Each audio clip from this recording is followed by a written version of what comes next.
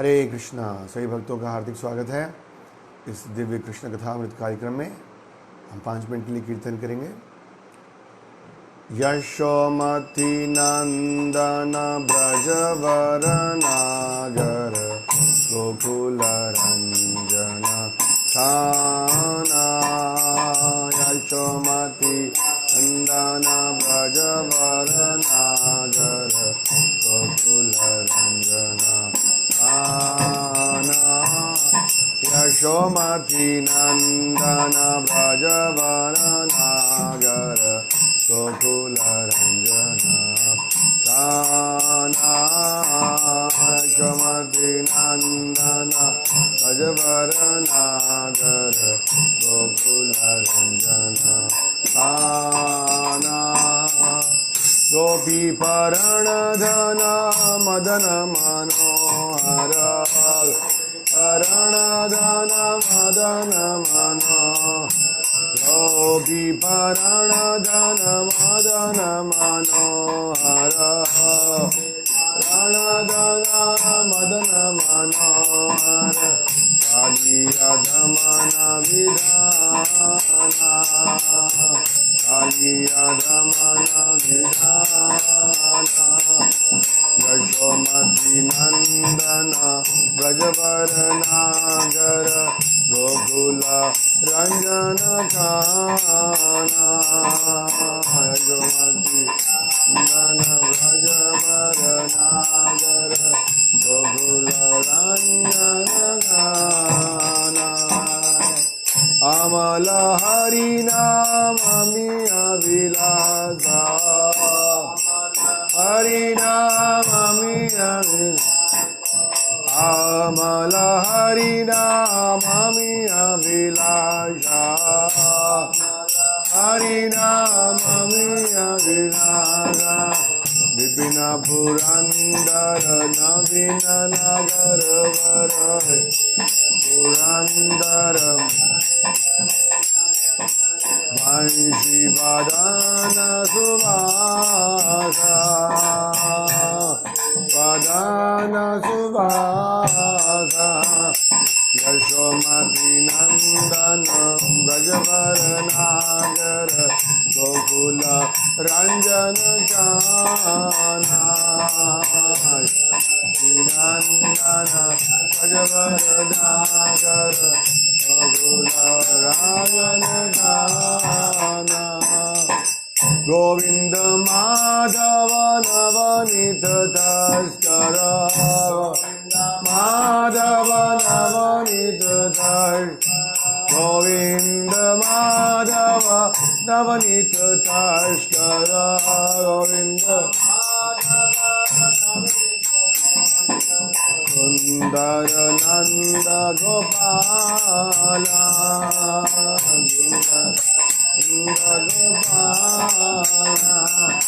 ब्रज जन पालन सुरकुल नाशन पालन सुरकुल नाश। नंद गोधन रखवाला नंद गोधन रखवाला। यशोमती नंदन ब्रजवर नागर गोकुल रंजन काना। यशोमती नंदन ब्रजवर नागर गोकुल रंजन काना। यमुना तटचर गोपी वसन हर यमुना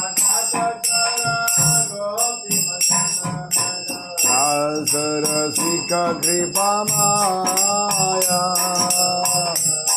रसिका कृपा माया। श्री राधा वल्लभ वृंदावन नटवराय वल्लभ वृंदावन नटवर। भक्ति विनोदाश्रय भक्ति विनोदाश्रय। यशोमती नंदन ब्रजवर नागर गोकुल रंजन गाना नंदन ब्रजवर नागर गोकुल रंजन गाना हरे कृष्णा कृष्णा कृष्णा हरे हरे हरे राम राम राम हरे हरे हरे कृष्णा कृष्णा कृष्णा कृष्णा हरे हरे हरे हरे कृष्णा कृष्णा कृष्णा हरे हरे हरे राम राम राम हरे हरे हरे कृष्णा हरे हरे राम राम राम जय कृष्ण बलराम जय कृष्ण बलराम कृष्ण बलराम जय कृष्ण बलराम जय कृष्ण बलराम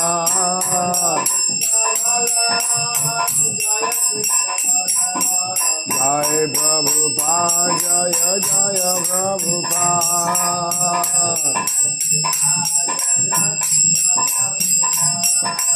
हरि बोल हरि बोल हरि बोल हरि बोल हरि बोल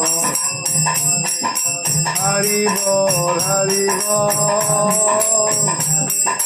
हरि हरि हरि बोल हरि हरि हरि हरि हरि बोल हरि बोल हरि बोल हरि बोल हरि बोल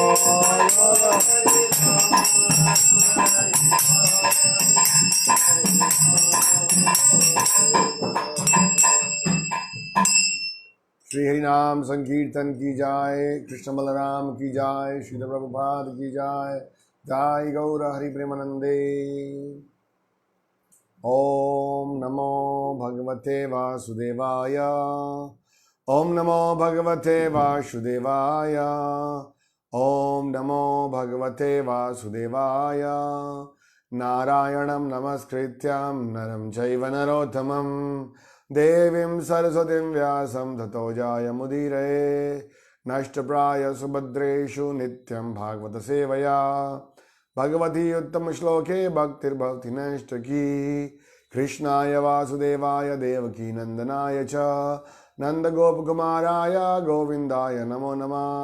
नमो विष्णुपदाय कृष्णपृष्ठाय भूतले श्रीमते भक्तिवेदांत स्वामिनिधि नामिने। नमस्ते सरस्वती देवे गौरवाणी प्रचारिणे निर्विशेष शून्यवादी पाश्चात्य देशतारिणे। हे कृष्ण करुणा सिंधु दीनबंधु जगतपते गोपेश गोपिकाकांत श्रीराधकांत नमस्ते। तप्त कांचन गौरांगी राधे वृंदावनेश्वरी वृषभानुसुते देवीं प्रणमामि हरिप्रिये। वाञ्छकल्पतरुभ्यश्च कृपा सिन्धुभ्येव च पतितानां पावनेभ्यो वैष्णवेभ्यो नमो नमः। जय श्री कृष्ण चैतन्य प्रभु नित्यानंद श्री अद्वैत गदाधर श्रीवासदि गौर भक्तवृंदा। हरे कृष्णा कृष्णा कृष्णा हरे हरे हरे राम राम राम हरे हरे। आराध्यो भगवान् व्रजेश तनया तद्धाम वृंदावनम रम्या कस्यदुपासना व्रजवधू व्रजेन कल्पता। श्रीमद्भागवतं प्रमाणममलं प्रेमोपमार्थो महान् श्री चैतन्य महाप्रभु मतम् इदं तत्रादरापराम्। हरे कृष्णा। सभी भक्तों का हार्दिक स्वागत है। श्रीमद् भागवतम के द्वारा हम भगवान कृष्ण की दिव्य लीलाओं का श्रवण कर रहे हैं। भगवान कृष्ण वृंदावन में अपने ग्वाल बालों गोपियों के साथ मिलकर नंद महाराज यशोदा मैया को दिव्य आनंद प्रदान करने के लिए बड़ी सुंदर लीलाएं कर रहे हैं। हमने सुना था कि भगवान की दो प्रकार की लीलाएं होती हैं। एक है नित्य लीला जो कि भगवान अपने गोलोक वृंदावन में प्रतिदिन करते हैं, और दूसरी है नैमित्तिक लीलाएं। ओकेजनली जब भगवान इस पृथ्वी पर आते हैं भौम वृंदावन में तो करते हैं। एक जगह जीव गोस्वामी लिखते हैं कि भगवान अपनी नैमित्तिक लीलाओं में कभी कभी नित्य लीलाओं से भी अधिक आनंद लेते हैं। जैसे कि हम पिछले कुछ दिनों से सुन रहे हैं, भगवान अनेक लीलाओं में जहाँ भक्तों को आनंद दे रहे हैं, वहीं पर कुछ असुरों का भी वध कर कर उनका उद्धार कर रहे हैं। तो ये असुर लोग भगवान के नित्य लीला में भाग नहीं ले सकते, क्योंकि गोलोक वृंदावन में कोई असुर का प्रवेश नहीं है। और भगवान इन असुरों के वध के द्वारा अपनी कई इच्छाएं पूरी करके अपने भक्तों को अपनी तरफ आकर्षित करते हैं। जैसे कल हमने बड़ी सुंदर भगवान की बड़ी प्रसिद्ध लीला सुनी, जिसमें कालिया दमन करके और भगवान ने अपने नृत्य करने की जो इच्छा थी उसको पूरा किया, नागपत्नियों की प्रार्थना स्वीकार करके उनको आशीर्वाद दिया। और भगवान ने दिखाया कि जिसके हृदय में ईर्ष्या है, द्वेष है, दूसरों को कष्ट देने की इच्छा है, वो कभी भी भगवान के धाम में नहीं रह सकता। हमने देखा कि जब नागपत्नियों ने प्रार्थना किया भगवान से और कालिया ने भी बाद में एहसास किया कि जो मेरी पत्नियां कह रही हैं कि मुझे परम भगवान की शरण में जाना चाहिए, तो भगवान ने उसको क्षमा कर दिया। लेकिन कल हमने क्या सुना था कि उन्होंने बोला कि आप वृंदावन छोड़कर चले जाओ। तो यहाँ पर प्रश्न हो सकता है कि भगवान ने उनको वृंदावन में ही क्यों नहीं रखा। तो शास्त्र कहता है क्योंकि पहले उन्होंने अनेक ब्रजवासियों को, ग्वाल बाल गोपियां, गाय बछड़ों, सबको तंग किया और उसके बाद किसी ब्रजवासी का शरण नहीं लिया था। तो यहां तक ये भगवान की कृपा अगर हमें मिल भी जाती है, जब तक हमें भगवान के भक्तों की कृपा नहीं मिलती है तब तक हम वृंदावन में प्रवेश करने योग्य नहीं हैं, भगवान की लीलाओं का आस्वादन नहीं कर सकते। इसलिए भगवान की कृपा से हम मुक्ति प्राप्त कर सकते हैं, लेकिन भगवान के भक्तों की कृपा से हम भक्ति प्राप्त करते हैं। तो यहाँ पर हमने ये बात देखा कि ऑफकोर्स हमने सुना किस प्रकार से जो नागपत्नियां प्रार्थना कर रही कि हमारे पति का कितना भाग्य है कि उनको उन चरणों का स्पर्श मिला जो कि लक्ष्मी जी, देवी देवता, उनको ही प्राप्त नहीं होता है, चाहे इसका जन्म तमोगुण में हुआ था। कई प्रकार की प्रार्थनाएं की उन्होंने और फिर भगवान ने उनको क्षमा किया। गरुड़ जी के चरणों के द्वारा उनके माथे पर निशान बने थे, तो गरुड़ जी के द्वारा वो बच जाएंगे। जब कालिया के मन में संकोच हुआ तो भगवान ने बोला चिंता नहीं करो, मेरे चरण चिन्ह अंकित हैं, तो गरुड़ जी तुम्हें कोई कष्ट नहीं देंगे। और इस तरह से वो रमण दीप वापस जाते हैं। तो ये बड़ी इंपॉर्टेंट बात है हमने सुनी कि भगवान के चरणों के कृपा तो मिल गया कालिया को, लेकिन वृंदावन में वास नहीं मिला, क्योंकि व्रजवासियों के प्रति अपराध किया था और उसके पश्चात किसी व्रजवासी की शरण में नहीं ली थी। तो भगवान हमें अपने बल पर मुक्ति दे सकते हैं, लेकिन भक्तों की कृपा से हम भगवान की भक्ति प्राप्त कर सकते हैं। तो जो लोग भगवान की भक्ति प्राप्त करना चाहते हैं उनको बड़े सावधानी पूर्वक भक्तों के माध्यम से भगवान को प्रसन्न करने का प्रयास करना चाहिए। तो जितनी भी ये नैमित्तिक लीलाएं हैं, इसमें कृष्ण एक तरफ ग्वाल बालों को आनंद दे रहे हैं और दूसरी तरफ हमारे कल्याण के लिए इन असुर रूपी अनर्थों को दूर करने का हमें महत्व बता रहे हैं। तो कालिया जो है वो ईर्ष्या, द्वेष और दूसरों को जो कष्ट देने की प्रवृत्ति है उसको घोषित करता है। और दूसरी बात हमने सुनी थी कि जैसे हमारे जीभ में जहर है और जब भगवान नाम के रूप में आकर इस जीभ पर नृत्य करते हैं तो हमारे जीभ का सारा जहर दूर हो जाता है।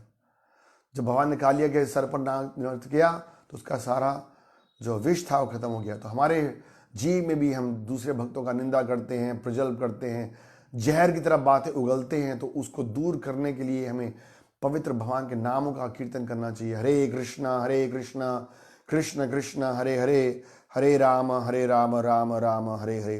तो हमारा जीवा है वो पवित्र होगा। तो कृष्ण से हमें प्रार्थना करनी चाहिए कि जो कालिया रूपी हमारी मनोवृत्ति है, ईर्ष्या, द्वेष, निंदा करने की, वो हमारे को नाम के रूप में प्रकट होकर हमारे हृदय से, हमारे जीव से दूर करें, जिससे कि हमारे हृदय रूपी उस लेक में और कृष्ण दोबारा से ग्वाल बालों के संग आनंद लें। आगे हम लीला को जारी करते हैं। तो उन्होंने बताया था सुखदेव गोस्वामी उनके इतिहास के बारे में, कैसे गरुड़ से बचकर वो आए थे और फिर वापस जाए और फिर वो कथा दोबारा शुरू कर रहे हैं। तो कृष्ण अब निकल रहे हैं यमुना से और दिव्य मालाएं, सुगंधित वस्त्र धारण किए हुए हैं, अनेक मणियों से आजादित स्वर्ण के अलंकृत होकर सरोवर से उठे। तो ये सब गिफ्ट किसने दिए थे उनको? स्वयं कालिया ने दिए। भगवान जब गए थे तो ये स्वर्ण के अलंकृत नहीं थे उनके, तो कालिया ने उनको गिफ्ट दिया अपने महल से निकाल के।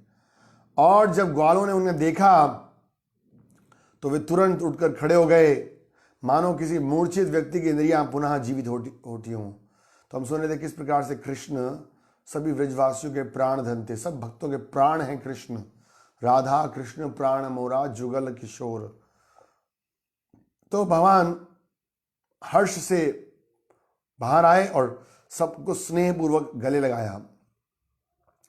कह रहे यशोदा मैया, रोहिणी, नंद महाराज, ग्वाल बाल, सबको भगवान मिले। और जो गोपियां थी वो भी दूर से भगवान को दर्शन कर रही थी। सारे वृक्ष भी जीवित उठे। भगवान बलराम ने भी उनका आलिंगन किया। हंस रहे थे बलराम जी। हमने चर्चा किया था क्यों हंस रहे थे, क्योंकि वो सोच रहे थे कि मैं इतना बड़ा शेषनाग के रूप में मेरे ऊपर कृष्ण लेटते हैं, लेकिन मेरे साथ कभी इतना खिलवाड़ नहीं किया, और यहाँ साधारण सर्प के संग ऐसा क्यों खेल रहे हैं। और फिर सभी गायों बछड़ों ने भी परम आनंद प्राप्त किया। तो हम कल चर्चा कर रहे थे कि ऊपर से लग रहा था कि भगवान कभी कभी कुछ ऐसी लाइन करते थे जैसे ग्वाल बाल ब्रजवासी सब चिंता में पड़ जाते थे, लेकिन असली में भगवान चाहते थे कि उसके द्वारा ब्रजवासियों का जो प्रेम है उसको कई गुना भगवान बढ़ा देते थे और उनको दिव्य आनंद प्रदान करते थे। प्रभुपाद लिखते हैं कि हम तभी समझ सकते हैं जब हम आध्यात्मिक स्तर पर हैं। तो ये भगवान उस चिंता भरे वातावरण में भी उनको दिव्य आनंद प्रदान कर रहे थे। और यहाँ आनंद के समय भी हमें चिंता रहती है। ये आध्यात्मिक जगत का बिल्कुल परछाई है भौतिक संसार। यहाँ हमारे पास आनंद के साधन होते हुए हमेशा टेंशन रहती है कभी छिन जाएगा, बट वहाँ पर चिंता के समय भी कृष्ण के स्मरण से और कृष्ण के मिलन से उनको अंततः आनंद मिल रहा था। सब इस प्रकार बड़े प्रसन्न हो गए और फिर यशोदा मैया खासकर से उनको अपनी गोद में लिए और प्रेमवश उनके आंसू की झड़ी लग गई थी। अब आगे हम पढ़ना शुरू कर रहे हैं श्लोक संख्या 20 से। हे परीक्षित महाराज, चूंकि वृंदावन के निवासी भूख, प्यास और थकान के कारण अत्यंत निर्बल हो रहे थे, खेलने आए थे सुबह से और अब सारा दिन निकल गया था। ऐसे बताते कि लीला दिन में हुई और भगवान करीब दोपहर में वापस आ गए थे, लेकिन दोपहर से शाम तक एक एक करके ग्वाल बाल, गोपियां, नंद महाराज, यशोदा मैया, गोप, बछड़े, गायें सब कृष्ण को मिल रहे थे। ऐसा करते करते शाम हो गई थी, रात होने वाली थी। तो सुबह से कुछ खाया नहीं था उन्होंने। अतः उन्होंने गौओं के साथ कालिंदी के तट के निकट ही लेटकर रात बिताना चाहा। उन्होंने बोला बहुत थक गए, जाया नहीं जाएगा, रात को यहीं सो जाते हैं। सारे वृंदावन के वासी और यमुना के तट पर विश्राम करने लगे। प्रभुपाद इस आत्मा में लिखते हैं कि कोई प्रश्न कर सकता है, वहां गौएं तो थी ना, तो भगवान उनका दूध पी सकते थे। तो वो लिख रहे हैं कि वहां पर उपस्थित गौओं का दूध उन्होंने नहीं पिया क्योंकि उन्होंने भय था कि उनका दूध सर्प के विष से दूषित ना हो गया हो। ऑफ कोर्स हम देखेंगे कि मुख्य कारण ये नहीं था, बहाना था ये तो भूखे रहने का, जिससे कि हम कृष्ण के साथ अधिक समय बिता सके। प्रभुपाद आगे लिखते हैं, वृंदावन वासी अपने प्रिय कृष्ण को वापस पाकर इतने अधिक प्रसन्न थे कि वे अपने अपने घरों को जाना नहीं चाहते थे। वे कृष्ण के साथ यमुना तट पर ही ठहरना चाहते थे, जिससे वे उन्हें लगातार दिख सके। और ऐसा उन्होंने सब लोग वहीं रुके। नंद महाराज, यशोदा, यहाँ तक की जो गोपियां आई थी, यहाँ तक की राधा रानी अपनी अपनी माताओं के साथ वहीं सब रुके। और काफी रात तक तो नींद ही नहीं आई किसी को। सब लोग कृष्ण को देख रहे थे, कृष्ण की बातें कर रहे थे। और फिर काफी रात के बाद वो विश्राम करने लगे।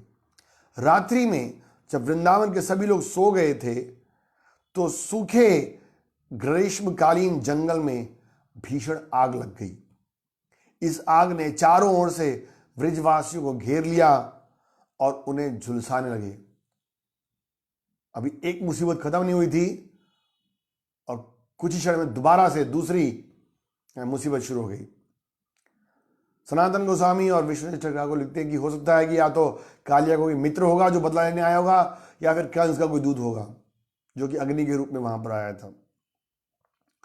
तब उन्होंने जलाने जा रही विशाल अग्नि से अत्यधिक विचलित होकर वृंदावनवासी जग पड़े। एकदम से उनको लगा रही कहां से सेक आ रहा है, और जग पड़े।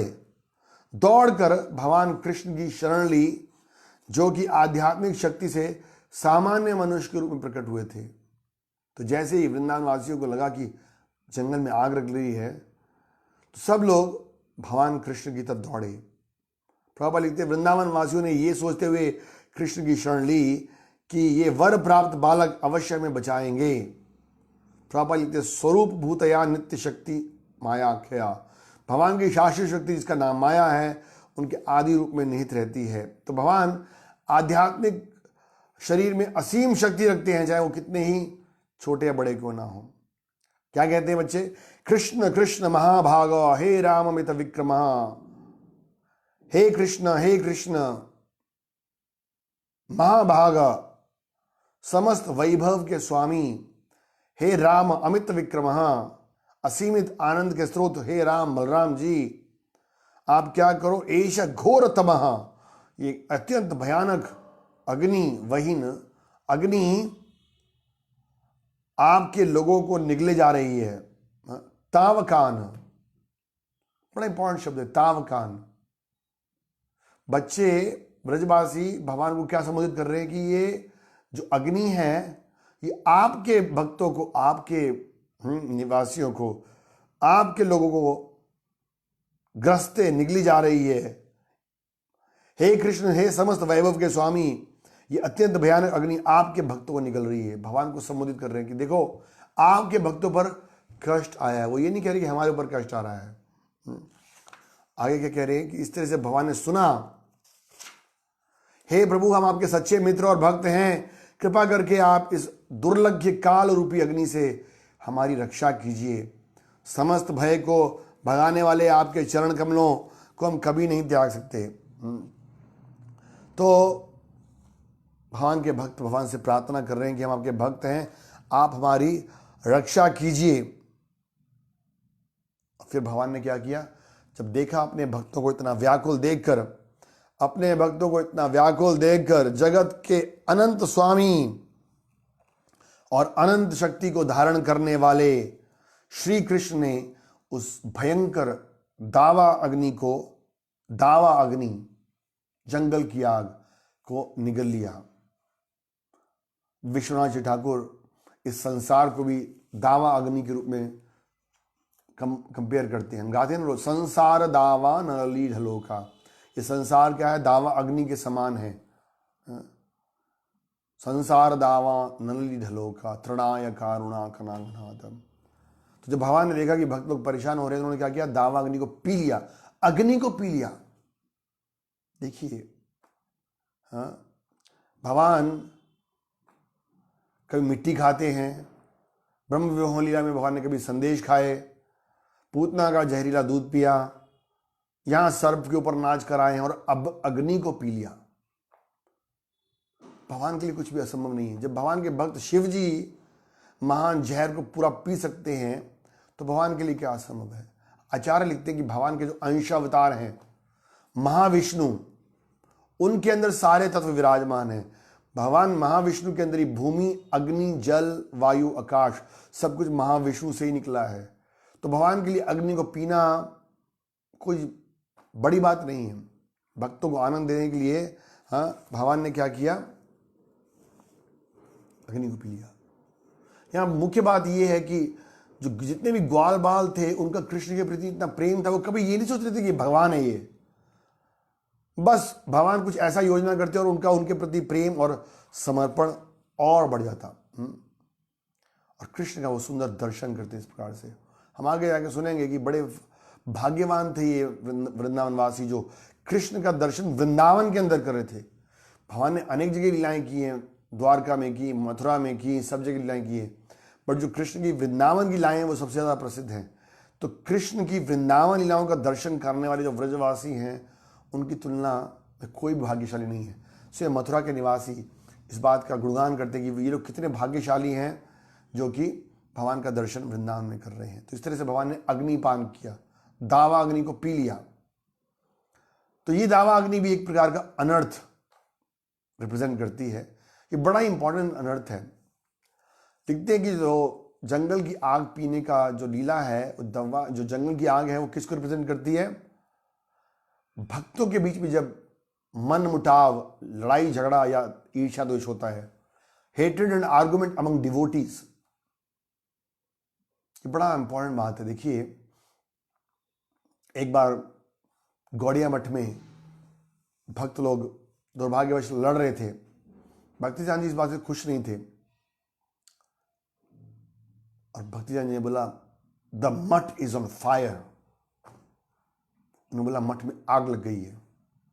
आग लगने का मतलब कि जब भक्त आपस में मिलजुल कर एक साथ भक्ति नहीं कर रहे हैं, सेवा नहीं कर रहे हैं, मनमुटाव है। मतभेद हो सकता है, डिफरेंस ऑफ ओपिनियन, एक कोई सेवा है उसको करने के अलग अलग तरीके हो सकते हैं, बट मनभेद नहीं होना चाहिए। तो ये बहुत बड़ा अनर्थ है हमारे आध्यात्मिक जीवन में। हम तो सुनते हैं कि भक्तों के साथ में हम भगवान की भक्ति में प्रगति करते हैं, बट भक्तों के बीच में जब आर्गुमेंट होता है, एक दूसरे के प्रति ईर्ष्या द्वेष खासकर भक्तों में बढ़ जाता है, तो ये बहुत बड़ा अनर्थ है। तो हमें भगवान से प्रार्थना करना चाहिए कि जिस प्रकार से भगवान ने वो अग्नि पिया, इस प्रकार से भगवान हमारे इस अनर्थ को भी पी लें, मतलब इस कष्ट को हमारे को दूर करें। और अलग अलग संप्रदाय के लोगों से भी जब हमारा तर्क वितर्क होता है, वो भी ये अनर्थ के द्वारा रिप्रेजेंट किया जाता है। तो ये बड़ा सतर्क रहना चाहिए भक्तों को। दूसरे भक्तों के संग बड़े आदर सम्मान और प्रेम के साथ रहना चाहिए। और जो दूसरी संप्रदाय के लोग हैं, जैसे हमारी वैष्णव संप्रदाय के अंदर ये 4 संप्रदाय हैं, और भी कुछ लोग हैं, तो हमें तर्क वितर्क या ईर्ष्या द्वेष से नहीं दिखना चाहिए। अगर आपको याद हो, हमने जब रघुनाथ भट्ट गोस्वामी के बारे में चर्चा कर रहे थे, तो किसी भक्त से ईर्ष्या द्वेष नहीं करते थे। इसके लिए एक इंपॉर्टेंट गुण चाहिए। वो गुण क्या है?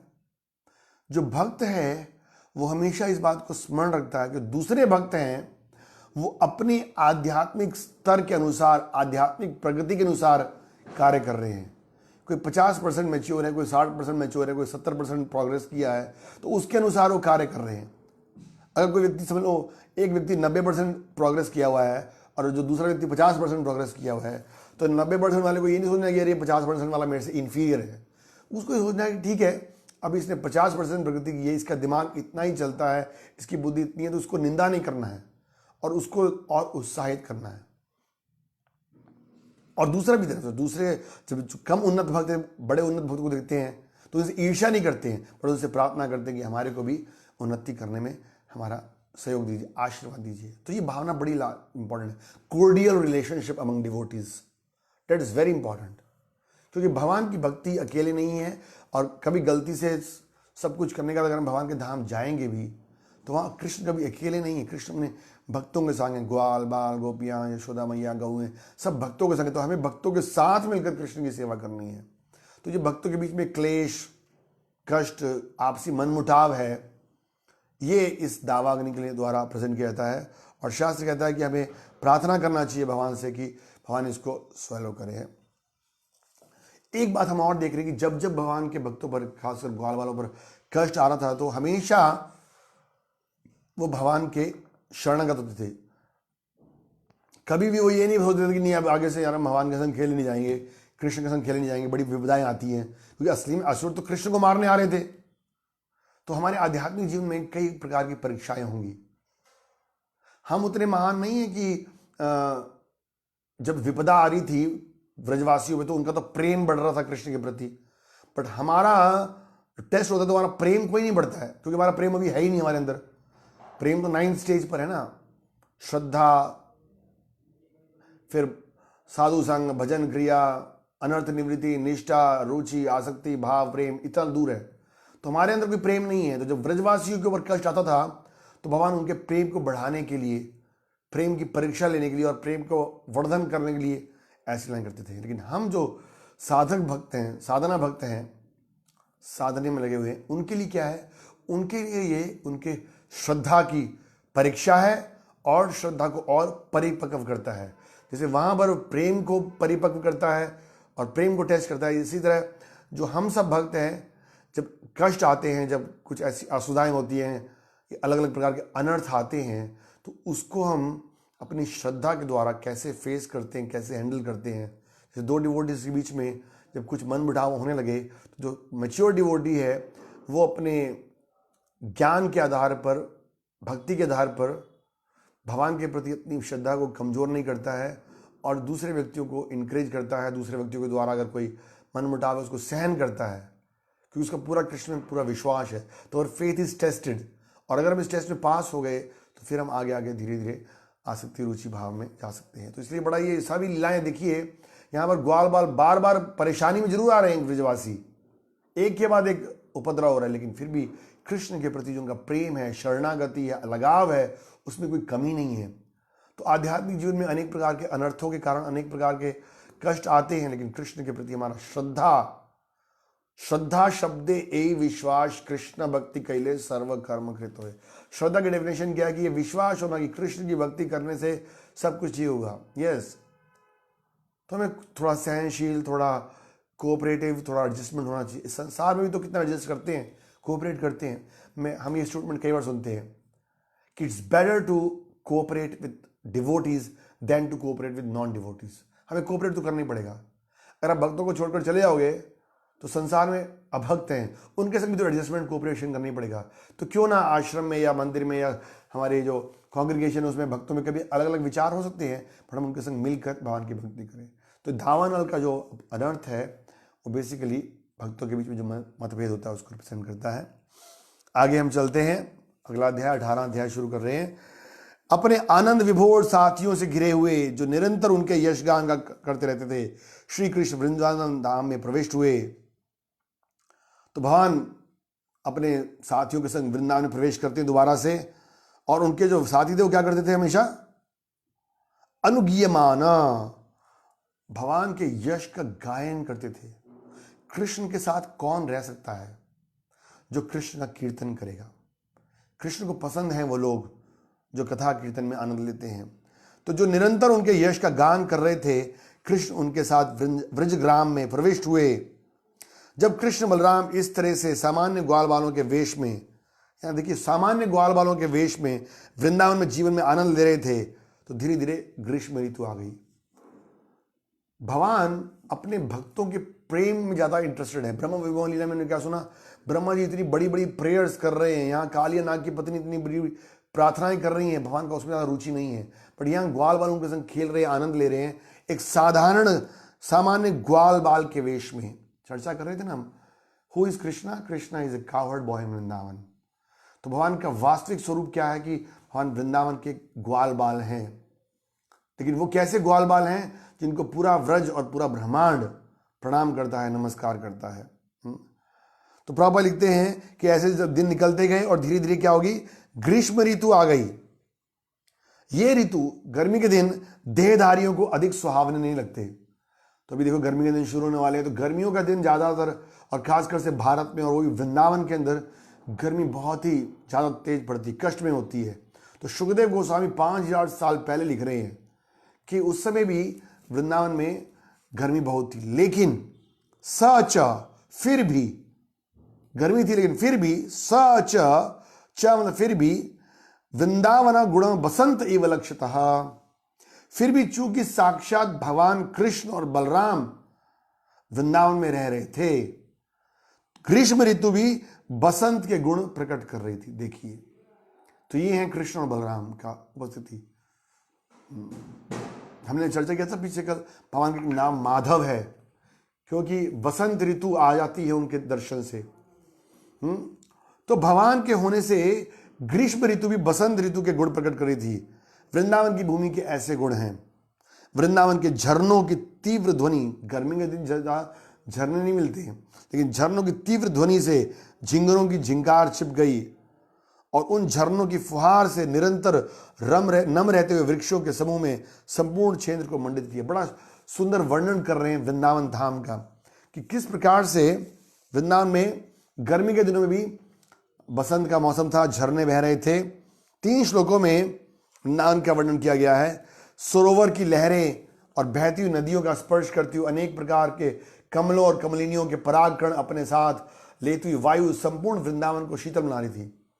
तो वृंदावन का सुंदर वातावरण का वर्णन किया जा रहा है। वहां के निवासियों को ग्रीष्म की जलती धूप और मौसमी दाव अग्नियों से उत्पन्न गर्मी से कष्ट नहीं उठाना पड़ा। तो कृष्ण का जो सुंदर रूप है वो क्या है, आनंद प्रदान करने वाला है, शीतलता प्रदान करने वाला है। निताई पद कमला कोटि चंद्र सुशीतल। बलराम जी के चरण कमल जो हैं वो हजारों हजारों चंद्रमाओं की तरह शीतलता प्रदान करते हैं। नदियां जो थीं वो लहरों से उठ उठकर अपने तटों को तर कर रही थी, और इस तरह सूर्य की किरणों ना तो पृथ्वी के रस को उड़ा पाती, ना इसकी हरी घास को सुखा पाती। तो तेज सूर्य था, लेकिन फिर भी सब लोग उस कष्ट से प्रभावित नहीं हो रहे थे। ये उदाहरण हम कई बार देखते हैं और देते हैं इससे, कि भौतिक संसार में कष्ट है, ये संसार तीन तापों से जल रहा है, लेकिन जो व्यक्ति कृष्ण के शरण में आता है वो उस छतरी के अंडर है। तेज धूप होते हुए भी उसके प्रभाव से हम प्रभावित नहीं होंगे। तो गर्मी का मौसम था, लेकिन भगवान की प्रेजेंस की वजह से सब कुछ शीतल था।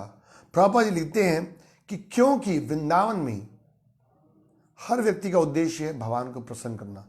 सूर्य देव भी अपनी पूरी गर्मी नहीं डाल रहे थे, बादल भी आकर कृष्ण की सेवा करना चाहते थे। इतना सुंदर वेदर था, और वहां पर किसी को कोई ज्यादा परिश्रम नहीं करना पड़ता था। ऐसा नहीं कि बहुत मारो मार लगी है, बड़ा आराम से लोग जाते हैं, अपना गाय बैल चराते और बड़े शांत थे। क्योंकि जब हर आदमी कृष्ण की प्रसन्नता के लिए काम करता है तो देखिए ना, प्रकृति भी उनका सहयोग करती है। भगवान गीता में कह रहे हैं, देवी हैषी गुणमयी मम माया दुरतया। ये प्रकृति किसकी है? सूर्य चंद्रमा किसके अंडर में काम कर रहे हैं? भगवान के अंडर में काम कर रहे हैं। तो जब देखा सूर्यदेव ने, चंद्रदेव ने, सूर्यदेव ने देखा कि अरे ये ग्वाल बाल तो कृष्ण को आनंद देना चाहते हैं, तो बोला कि मैं इनके आनंद में विघ्न को डालूं, मैं भी इनको आनंद देने में सहयोग करूंगा। ये सबका विचार था वहां पर।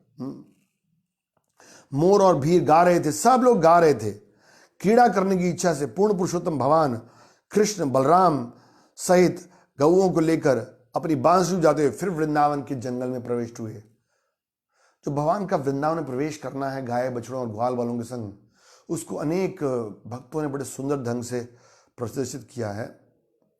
तो देखते हैं इस आध्यात्मिक संसार में क्या सब लोग का उद्देश्य है, कृष्ण को प्रसन्न करो। सूरज भी, चंद्र, अग्नि भी, पेड़ पौधे सब भगवान की सेवा करने आते हैं, एक दूसरे को इंस्पायर कर रहे हैं। तो आध्यात्मिक जगत में यही होना चाहिए। आध्यात्मिक जगत में सब भक्त एक दूसरे को मोटिवेट करते हैं, इंस्पायर करते हैं स्पिरिचुअल लाइफ के लिए। और भौतिक संसार में क्या है, एक व्यक्ति दूसरे व्यक्ति को काट रहा है। इस संसार में हर व्यक्ति काट रहा है। कोई व्यक्ति दूसरे को कब उत्साहित करेगा, कब मोटिवेट करेगा, कब इंस्पायर करेगा? जब वो निर्मत्सर होगा, ईर्ष्या से रहित होगा। इसलिए इस भौतिक जगत में क्योंकि ईर्ष्या है तो हम किसी की प्रगति नहीं दिखाना चाहते। बट आध्यात्मिक जगत में चाहे गायें हैं, चाहे बछड़े हैं, चाहे पेड़ हैं, चाहे झरने हैं, चाहे नदी है, चाहे सूर्य हैं, सब लोग कृष्ण को प्रसन्न करना चाहते हैं। इसीलिए हमारे लिए आध्यात्मिक जीवन पालन करना मुश्किल है, क्योंकि आध्यात्मिक जीवन का उद्देश्य क्या है? कृष्ण को प्रसन्न करना। तो हम तो स्वयं की प्रसन्नता चाहते हैं। तो अपनी जो ये सो कॉल्ड फॉल्स ईगो है, इसको दबाना, इसको खत्म करना, इसको सरेंडर करना, ये इतना आसान काम नहीं है। इसलिए भक्ति करना मुश्किल है। अदरवाइज वृंदावन के ग्वाल बाल गाय बछड़े जब भक्ति कर सकते हैं, जब वो कृष्ण को प्रसन्न कर सकते हैं, तो हम मनुष्य जो कि 84 लाख योनियों में से सबसे श्रेष्ठ योनि माना जाता है, वो क्यों नहीं कर पाते? क्यों? क्योंकि जो ये हमारा अहंकार है कि हम स्वयं कृष्ण से अलग रहकर आनंद लेना चाहते हैं, वो हमें स्ट्रगल करने पर मजबूर करता है। मना षष्ठानि इंद्रियानि प्रकृति स्थानी कर्षति, वी आर स्ट्रगलिंग। वहां कोई स्ट्रगल नहीं है, वहां सब कुछ फेवरेबल है। भगवान सबको सहयोग कर रहे हैं। भगवान कृष्ण वृंदावन में फिर प्रवेश हुए हैं और क्या कर रहे हैं? मोर पंख, मालाएं, फूल की कलियों के गुच्छों और अनेक खनिज पदार्थों के रंगों से अपने आप को सजाकर बलराम, कृष्ण और उनके ग्वाल मित्र नाचने लगे, कुश्ती लड़ने लगे, गाने लगे। तो Krishna is always enjoying with his friends. भगवान नाच रहे हैं, खेल रहे हैं, गा रहे हैं। और जब कृष्ण नाचते तो कुछ बालक गाकर और कुछ बांसुरी बजाकर, हाथ के मजीरे भैंसों के सींग बजाकर उनका साथ देने लगे, और कुछ अन्य वर्ग नाच की प्रशंसा करने लगे। वाह वाह, बहुत अच्छा। हे राजन, देवताओं ने भी जब देखा तो वो भी छुप करके ग्वाल बालों का वेश बनाकर वहां पर आ गए, जिस तरह की वो और ग्वाल बालों के रूप में प्रकट होकर कृष्ण बलराम की पूजा करने लगे। उनको पता था कि अगर हम ऐसे देवता बनकर आएंगे तो फिर हमें सब पहचान जाएंगे। तो जब देवताओं ने देखा कि ग्वाल बाल भगवान के संग आनंद ले रहे हैं, देखिए हम चर्चा कर रहे थे ना कि कहाँ वो पूरी सृष्टि के मालिक हैं, पर भगवान अपने भक्तों के संग, ग्वाल बालों के संग साधारण लीलाएं करते हुए आनंद ले रहे हैं। कृष्ण और बलराम चक्कर काटते, कूदते, फेंकते, थपथपाते, लड़ते, भिड़ते, ग्वाल सखाओं के संग खेल रहे थे। कभी कभी कृष्ण और बलराम बालकों के सिर की चुटियां खींच लेते, आनंद ले रहे हैं। अब ध्यान दीजिए, पिछले 8-10 श्लोकों में सुखदेव गोस्वामी वृंदावन में क्या हो रहा है उसका वर्णन कर रहे हैं। क्या सुखदेव गोस्वामी वहां बैठ रहे थे, लाइव टेलीकास्ट देख रहे थे यूट्यूब चैनल पर, या उनके पास क्या था? शायद वो वृंदावन गए भी नहीं थे अभी तक। व्यास देव जी से उन्होंने सिर्फ सुना था। यह है सुनने का रिजल्ट। एकांत चित्त से सुना था कि वो एक एक चीज का वर्णन कर रहे हैं, कैसे झरने बह रहे हैं, कैसे नदियां बह रही हैं, कैसे जो बादल हैं, वृक्ष हैं, वो भगवान की सेवा कर रहे हैं, क्या क्या खेल खेल रहे हैं, वो कैसे कर रहे हैं, एवरी सिंगल डिस्क्रिप्शन। इसी तरह प्रभुपाद जी ने भी जब अपने भक्तों को उत्साहित किया चित्र बनाने के लिए, तो प्रभुपाद जी अगर आप इस्कॉन की ड्राइंग्स देखेंगे, फोटोज देखेंगे, यूनिक है, पूरे वर्ल्ड में वैसी फोटोज नहीं है। प्रभुपाद जी ने बोला भक्तों को कि आप अलग अलग लीलाओं को अंकित प्रदर्शन कीजिए, कैसे भगवान ब्रह्म विभो लीला में कैसे एक साथ बैठकर खा रहे हैं, कैसे भगवान ने गोवर्धन धारण किया, कैसे भगवान ग्वाल बालों के संग वृंदावन में प्रवेश कर रहे हैं। इसलिए प्रभुपाद कहते हैं these are windows to the spiritual world. Windows to the spiritual world का ये आध्यात्मिक जगत की खिड़कियां हैं। इनके द्वारा हम देख सकते हैं कि आध्यात्मिक जगत में क्या हो रहा है। जैसे ब्रह्मा जी कहते हैं ना, कथा गानम नाट्यम गमनोपी। गमन होता है चलना, वहां चलते नहीं थे, नाच रहे थे। कथा मतलब बोलना, बोलते नहीं थे, गा रहे थे। यहां लिख रहे हैं ना, हाँ कृष्ण बलराम गा रहे हैं, नाच रहे हैं अपने ग्वाल बालों के संग। तो you can see what's happening in the spiritual world. तो खासकर से भागवतम का 10वां स्कंद जो है वो हमें ये एक सैंपल दिखा रहा है। जैसे भगवान गीता में क्या कह रहे हैं, ना तद भाषयो सूर्यो ना शशांक न पावका यद गत्वा न निवर्तन्ते तद धाम परम मम। कि मेरे धाम में सूर्य की गर्मी का प्रभाव नहीं है, ना वहां अग्नि ही नहीं है। तो यहां तो हम एसी लगाते हैं, फैन लगाते हैं, 50 अरेंजमेंट करते हैं और ऊपर से बिल का टेंशन आता है। लेकिन वहां के ना तद भाषया सूर्यो, मेरे धाम में आओ, वहां हमेशा बसंत का सुंदर मौसम रहता है। कृष्णा इज इन्वाइटिंग अस। भगवान इन लीलाओं के द्वारा एक और कार्य कर रहे हैं, भक्तों को आनंद दे रहे हैं, असुरों का वध कर रहे हैं, अनर्थों को दूर कर रहे हैं, और साथ में हम भक्तों को आनंद दे रहे हैं। Come and dance with me. You can proper लिखते हैं Krishna is so great, is inviting us.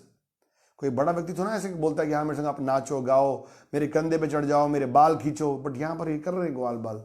This is Krishna. Proper हमारे भगवान जो हैं वो दिव्य हैं।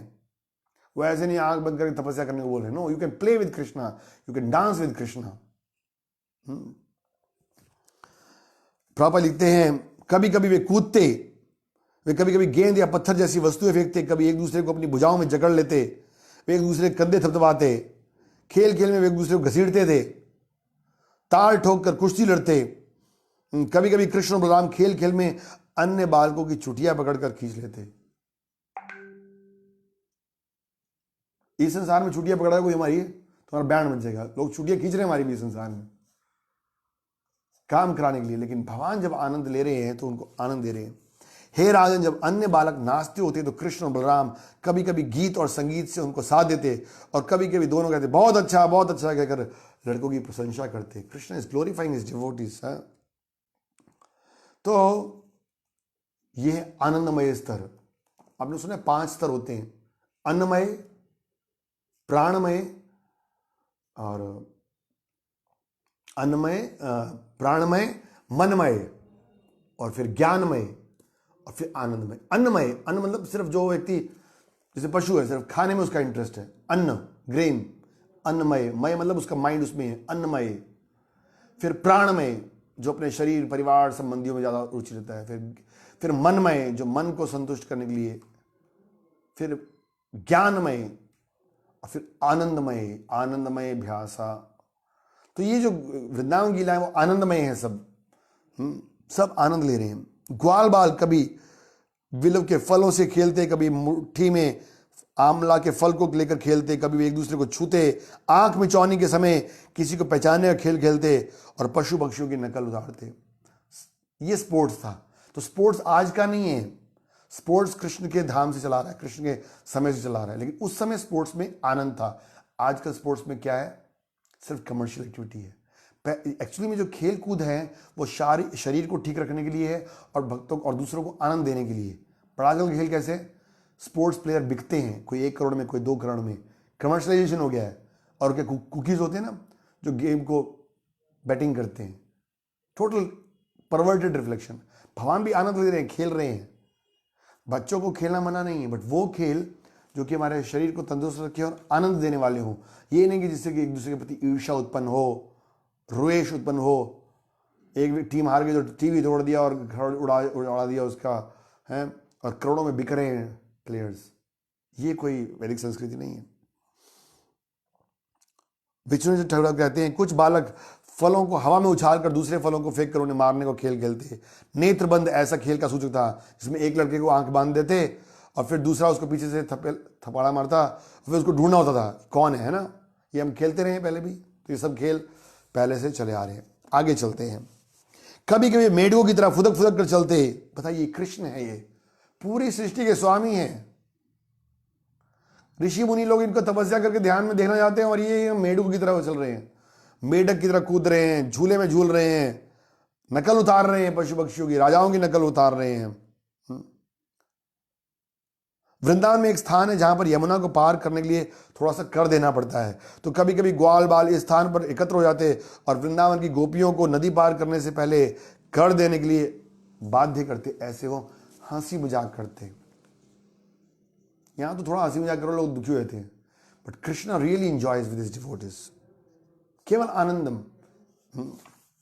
इस तरह से कृष्ण और बलराम वृंदावन की नदियों, पर्वतों, घाटियों, कुंजों, वृक्षों, सरोवरों के बीच घूमते हुए प्रसिद्ध खेला खेल करते, आनंद ले रहे थे। कृष्ण हमेशा आनंद ले रहे थे। इस तरह जब उस वृंदावन के जंगल में राम और कृष्ण और उनके ग्वाल मित्र गौएं चला रहे, तभी अभी फिर एक्शन आएगा। देखिए भगवान की लीलाओं में क्या है, एक्शन है, ड्रामा है, कॉमेडी है, रोमांस है, थ्रिल है, सब कुछ है।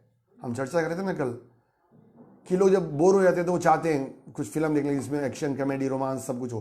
भगवान की लीलाओं में सब कुछ है। तो अभी कॉमेडी चल रहा है, स्पोर्ट्स चल रहा है, थ्रिल चल रहा है, और एकदम से एक्शन आएगा बीच में, एक असुर आएगा। हमने चर्चा किया था ना, असुर क्यों आता था, जिससे कि बच्चे थोड़ा ब्रेक ले लें, खा लें। तो ये असुर कौन भेज रहा था? कंस भेज रहा था। भक्त लोग इतने जैसे कि मामा कई बार भेजते ना भांजे के लिए कुछ खिलौने, और कई बार भांजा क्या करता है, उस खिलौनों को तोड़ देता है। तो ऐसे मामा कंस अनेक प्रकार के खिलौने भेज रहे थे, क्योंकि असुर कृष्ण के लिए खिलौने ही थे, और कृष्ण खेल खेल में उनको तोड़ देते। तो क्या हुआ, प्रलंब नामक एक असुर उनके बीच में घुस गया, प्रलंबासुर। कृष्ण और बलराम का हरण करने के इरादे से उसने ग्वाल बाल का वेश बना लिया। पहले तो वो अपना वेश चेंज करके आते थे, जैसे पूतना, तृणावत वगैरह। फिर उन्हें वृतासुर का, वत्सासुर का बछड़े का रूप बनाया। अब वो नहीं सक्सेसफुल हुआ तो उन्होंने बोला कि ऐसा करते, एक ग्वाल बाल का रूप बना लेते हैं, क्योंकि भगवान को बड़े प्रिय हैं ग्वाल बाल। और कैसे, जो उस दिन बच्चा नहीं आया था ना, यहां लिख रहे हैं, प्रलंबासुर ने उस बालक का वेश धारण किया जो उस दिन किसी कार्यवश अपने घर पे ही रह गया था। तो उसको पता था कि कौन सा बच्चा नहीं आया है, तो उसके जैसा वेश बना लिया। लेकिन भगवान तो सर्वज्ञ हैं, सबके हृदय में हैं। भगवान कृष्ण सब कुछ देखते हैं, अतः वे जान गए कि वे असुर कौन है। फिर भी भगवान ने ऐसा दिखाया जैसे कि वे उसे अपना मित्र मान चुके हैं। हाँ आओ, अरे तुम आ गए हो, आओ खेलो खेलो। जबकि वे गंभीरतापूर्वक अंदर से विचार कर रहे थे कि उसको कैसे मारा जाए, कैसे पनिश किया जाए। तब समस्त क्रीड़ाओं के ज्ञाता कृष्ण ने सारे ग्वाल बालों को बुलाया और एक गेम खेलना शुरू किया। उन्होंने कहा हम ऐसा करते हैं, आओ चलो खेलें। अब हम 2 समान टोलियों में बढ़ जाएंगे, 2 टीम्स बना लेंगे। हैं, 2 टीम बना ली भगवान ने। और क्या बोला, ग्वाल बालों ने कृष्ण और बलराम की दोनों टोलियों का अगुआ, नायक बना लिया। एक के कैप्टन कृष्ण हो गए, एक के बलराम जी कैप्टन हो गए। कुछ बालक कृष्ण की ओर, कुछ बालक बलराम जी की ओर। और बालकों ने तरह तरह के खेल खेले, जिसमें कि जो हारेगा ना खेल में, उसको जीतने वाली टीम के बंदे को अपनी पीठ पर उठा के लेकर चलना है। बालकों ने तरह तरह के खेल खेले, जिसमें पीठ पर चढ़ाना है और उठाना से खेल करने हैं। इन खेलों में जीतने वाला व्यक्ति हार जाने वाले व्यक्ति की पीठ पर चढ़ेगा और हारने वाला उन्हें अपनी पीठ पर चढ़ाएगा। इसको बोलते हैं हरिणा क्रीडम, जिसे प्रत्येक बालक विपक्ष से अपनी जोड़ी बनाता, दो दो पेयर बन जाते और जो हारता वो जीतने वाले को अपने कंधे बिठाता। तो इस तरह से बता रहे हैं कि इस तरह एक दूसरे पर चढ़ते और चढ़ाते हुए, साथ ही गौवें चराते सारे बालक कृष्ण के पीछे पीछे भंडीर वन में पहुंच गए। 12 वन में से भंडीर वन पहुंच गए। बहुत बड़ा सुंदर बरगद का पेड़ है, वहां बहुत सारी लीलाएं हुई हैं। तो जो प्रलंबासुर का वध है यहाँ की जो दावानल का जो अग्नि का पान है दूसरी वाली, वो भी वहीं पर हुआ। तो वहां उन्होंने बहुत बड़ा एक वृक्ष देखा और उस वृक्ष का वर्णन कर रहे हैं सनातन गोस्वामी तात्पर्य में। कितना सुंदर वृक्ष था, वहां बहुत सुंदर लीला हुई, अभी भी वो वृक्ष है वहां पर। जब इन खेलों में बलराम की टोली के लोग जीतने लगे, जैसे श्रीधाम, वृषभ, तो कृष्ण और उनके साथियों ने उन सबको ऊपर उठाना चाहा। तो कृष्ण जानकर कभी कभी हारते हैं। असल में कृष्ण ही likes to get defeated from his devotees. भगवान कई बार जान के अपने भक्तों से हारना चाहते हैं। देखिए, जिनके ब्रह्मांड के देवी देवता भगवान की पूजा कर रहे हैं, जिनके चरणों की, वो भगवान अब कृष्ण अपने कंधों पर ग्वाल बालों को बिठा रहे हैं। तो भगवान हारेंगे तभी बिठाएंगे ना, इसलिए भगवान जानकर हारना चाहते थे। हार कर भगवान ने श्रीधाम को अपने ऊपर चढ़ा लिया, भद्रसेन ने वृषभ को, और प्रलंबा ने कृष्ण की तरफ था ना, तो रोहिणी पुत्र बलराम को चढ़ा लिया, रोहिणी सुतम। कोई ये प्रश्न कर सकता है कि भगवान को उनके मित्र किस तरह हरा सकते हैं। इसका उत्तर यह है कि ईश्वर अपने मूल रूप में अत्यंत खिलाड़ी प्रकृति के होते हैं और कभी कभी अपने प्रिय मित्रों की इच्छा बल के समक्ष झुककर आनंद लेते हैं। कृष्ण आनंद लेने के लिए, अपने ग्वाल बालों को आनंद देने के लिए बड़े खुश हो जाएंगे, वो उनको जिताते हैं। कभी कभी पिता अपने छोटे से प्रिय पुत्र द्वारा प्रहार किए जाने पर खेल खेल में जमीन पर गिर जाता है। स्नेह भरे इन कार्यों से सारे लोगों को आनंद प्राप्त होता है। इसी तरह श्रीराम अपने प्रिय मित्र कृष्ण को, जो यो तो पूर्ण पुरुषोत्तम भगवान थे, प्रसन्न करने के लिए उनके कंधों पर चढ़ गए, क्योंकि उसने सोचा प्रलंबासुर ने कि भगवान कृष्ण थोड़ा टेढ़े हैं, इनको कई बार भेजा गया असुरों को, लेकिन ये बच गए। तो भगवान कृष्ण को दुर्दम सोचकर, अविषम हम दुर्दम सोचकर, वो असुर बलराम को अपने कंधे पर बिठा लिया और आगे चलने लगा और तेज तेज चलने लगा। और जब वे महान असुर बलराम को लिए जा रहा था,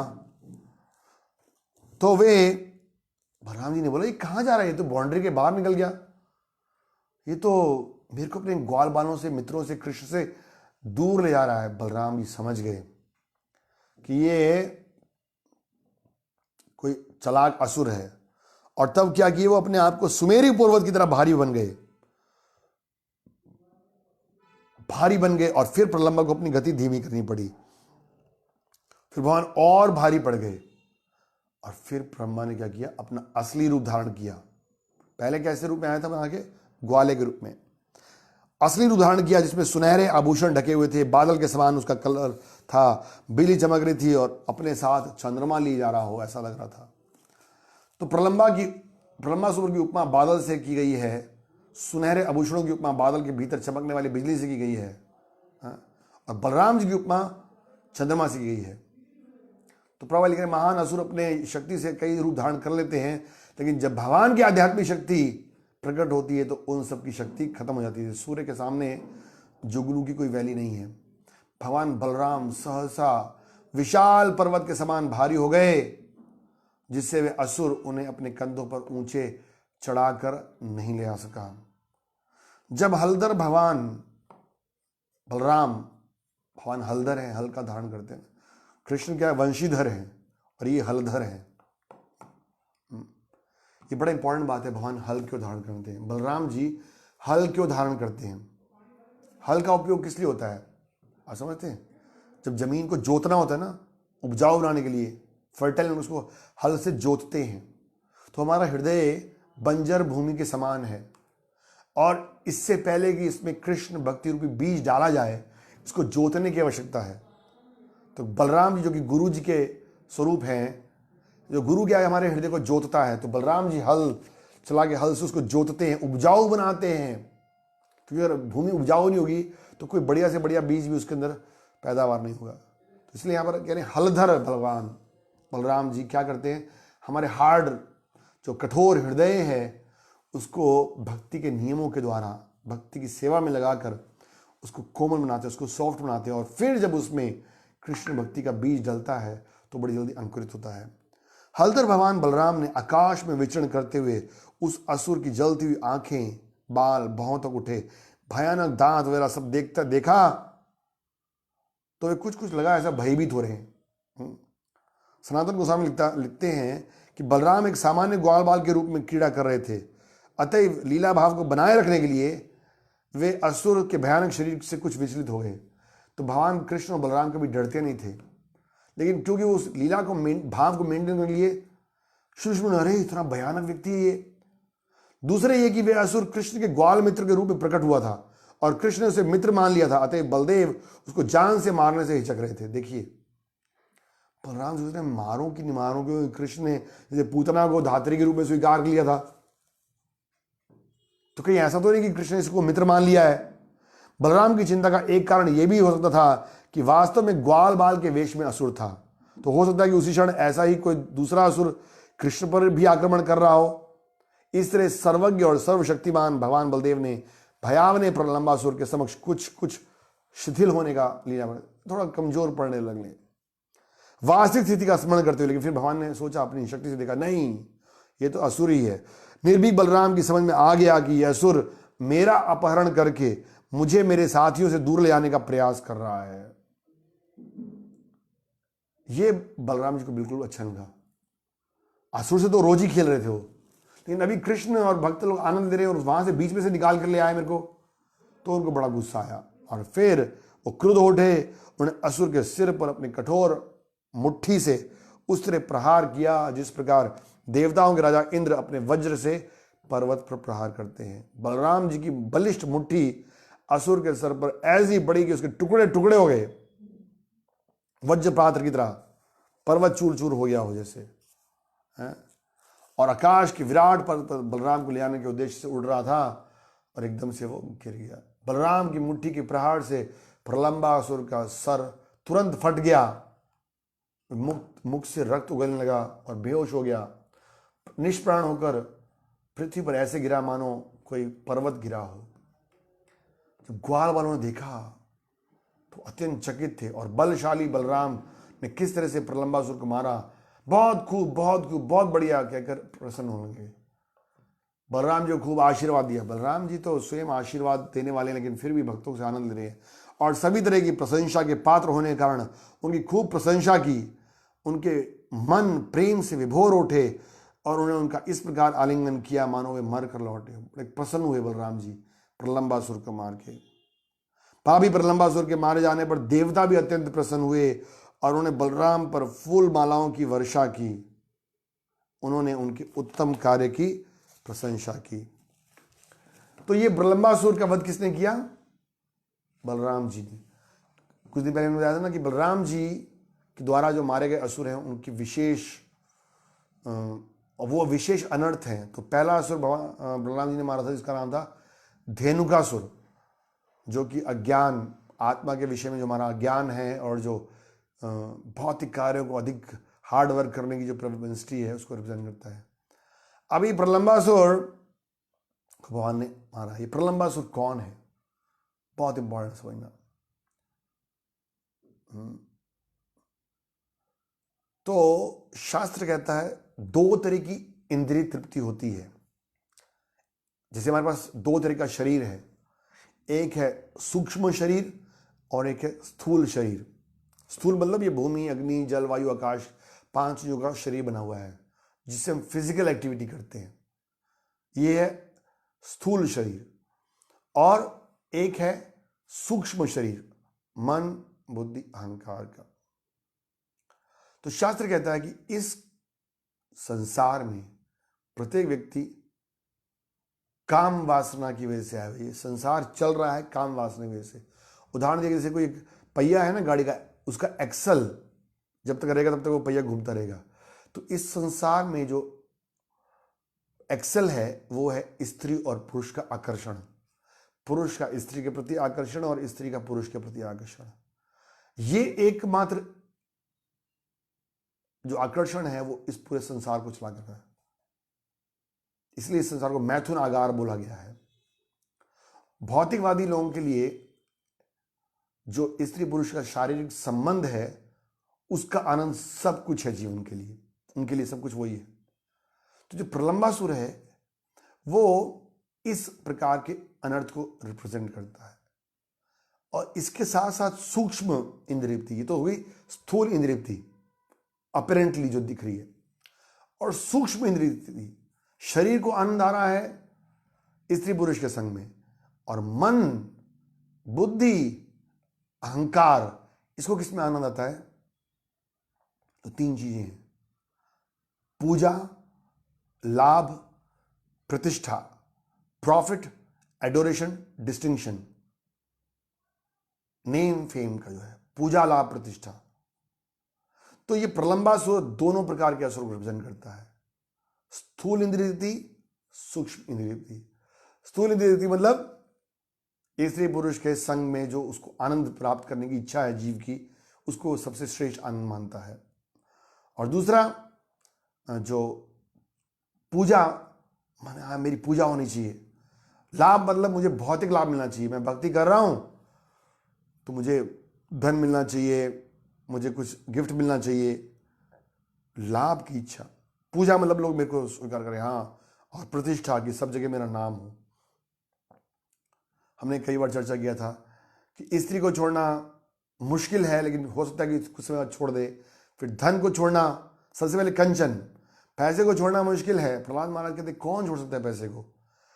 वो धन जो कि बड़ी मुश्किल से कमाते हैं। 4 एग्जाम्पल देते हैं। कहते जो चोर है वो अपनी जान को बाजी पर लगाकर धन कमाता है, जो बढ़िया है बिजनेसमैन वो दिन रात एक करके पैसा कमाता है, और जो सेवक है वो यस सर गुलाम बनकर पैसा कमाता है। तो ऐसे पैसे को त्यागना बड़ा मुश्किल है, लेकिन कुछ समय बाद पैसे को त्यागा जा सकता है।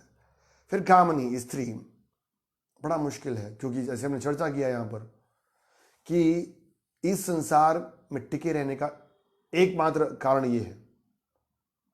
तो हमें लगता है जैसे यहां पर क्या हुआ कि ये मित्र बनकर आया कृष्ण का, तो कई बार ये जो इच्छा है हमारी मित्र की तरह लगती है कि बड़ा आनंद देगी है, लेकिन असली में वो चीट करने आया था। तो प्रहलाद महाराज कहते हैं कि दिखने में लगता है कि ये जो इंद्रियों की तृप्ति है, काम इच्छा है, वो आनंद देगी, बट ये असली में सबसे बड़े कष्ट का कारण है। भगवान गीता में एक श्लोक कह रहे ना, काम एषा क्रोध एषा रजोगुण समुद्वा महाशनो महाशनो महापापा विदायनम एव वर्णम। सबसे बड़ा पापी है, सबसे बड़ा नुकसान करने वाला कौन है? काम, लस्टी डिजायर। तो ये लगता है कि हाँ दिन रात आदमी काम किस लिए करता है? इसीलिए कि वो इस आनंद को प्राप्त कर सके। तो इस तरह से लग रहा है कि मित्र के रूप में आनंद देगा, बट ये चीटिंग करता है। और दूसरा सूक्ष्म रूप पे पूजा, लाभ, प्रतिष्ठा की भावना। जब हम भक्ति करेंगे ना, जैसे हमने छोड़ा था कि जब भक्ति रूपी बीज को डालते हैं और पौधा जब बढ़ने लगता है तो क्या होता है? साथ साथ में जंगली खरपतवार उगते हैं। स्वाभाविक है, इट्स बट नेचुरल। तो जब हम भक्ति में आएंगे तो हमें नेचुरली कुछ लाभ मिलेगा। लोग गिफ्ट्स देंगे, लोग आपको आदर देंगे, सम्मान देंगे, ख्याति होगी आपकी, बड़े फेमस हो जी, अच्छा प्रवचन करते हो, अच्छा कीर्तन करते हो, अच्छा प्रचार करते हो। लोग आपको सम्मानित करेंगे, प्रणाम करेंगे, पूजा करेंगे। जैसे पौधे के उगने के साथ साथ स्वाभाविक है कि वो घास फूस साथ में उगेगा। अब हमारा कर्तव्य क्या है कि इससे पहले कि वो घास फूस जो है वो मेन पेड़ को दबा दे, उसको निकाल कर फेंकना। तो इससे पहले कि ये जो पूजा, लाभ, प्रतिष्ठा की इच्छा है हमारे अंदर दृढ़ बन जाए, उसको दूर निकाल के फेंकना है। और ये काम आसान नहीं है, दोनों ही काम। इसलिए इसके लिए बहुत मेहनत करनी पड़ेगी, बहुत डिटरमिन्ड एफर्ट, पूरे दृढ़ता के साथ इसमें हमें प्रयास करना पड़ेगा। याद होगा जब हमने चर्चा किया था धेनुका सरोवर में भी, ये दोनों असुरों के लिए हमें बहुत मेहनत करनी है, क्योंकि ये बलराम जी के द्वारा मारे जाएंगे। बलराम जी कृपा करेंगे, लेकिन बलराम जी कृपा कब करेंगे? जब हम प्रयास करेंगे। देखिए कहने का मतलब क्या है कि बलराम जी कौन है? गुरु जी हैं। वो ज्ञान देते हैं हमें बताते हैं कि हम आत्मा हैं, हमें बताते हैं कि हम शरीर नहीं है। क्या गुरु जी बताते हैं? अरे जो तुम इंद्रिय युक्ति कर रहे हो, आहार, निद्रा, भय, मैथुन, ये तो तुमने और 80 लाख योनि में भी की है। जैसे राजा ऋषभदेव जी अपने पुत्रों को कह रहे हैं, तपो दिव्यम पुत्र ये ना, कि तुम अभी क्या करो, तपस्या करोगे। ये जो तुम इंद्रिय कर रहे हो, ये तो विट भुजाम, जो मल खाने वाला सुअर है ना, वो भी काम कर रहा है, तो इसलिए कुछ नया काम नहीं है। तो ये संदेश, ये हार्ड कड़वे जो प्रवचन है, कौन देगा? गुरु देते हैं, कृष्ण नहीं देंगे, वो गुरु जी काम है। लेकिन गुरु जी काम तो प्रवचन देना है, बट आपके अंदर ये स्ट्रांग डिटर्मिनेशन और डिजायर होनी चाहिए कि मेरे को ये अनर्थ को दूर करना है, नहीं तो ये अनर्थ कभी दूर नहीं होगा। गुरु कोई घोल के इंजेक्शन नहीं डाल देगा आपके अंदर कि हाँ चलो आपके अंदर इंद्रिय की इच्छा खत्म होगी, वो आपको ज्ञान देगा। इसलिए यहां पर लिख रहे हैं कि हमें प्रयास करना पड़ेगा, बहुत स्ट्रांग प्रयास करना पड़ेगा। यह जो श्लोक है ना, काम ईशा क्रोध ईशा, भगवान गीता में क्या कह रहे हैं कि ये जो हे अर्जुन, ये जो काम है यही सबसे बड़ा तुम्हारा दुश्मन है, जो कि बाद में क्रोध के रूप में बदलता है। क्रोध से क्या होता है? बुद्धि नाश होती है, भ्रमित होता है, और नाश होने पे फिर आदमी का खत्म हो जाता है जीवन। तो इस प्रकार से अगर हम ये जो प्रलंबासुर है, इसको बड़ी सावधानी से जज करके हमें दमन करने का प्रयास करना चाहिए। हाँ, ये प्रॉमिस करेगा आपको कि मैं आनंद दूंगा, बस। और आजकल आप देखें, अनफॉर्चुनेटली स्कूल्स में, कॉलेज में, कोई इंडस्ट्री चले जाइए, वहां पर इस बात को बड़ा प्रोमिनेंस दिया जाता है।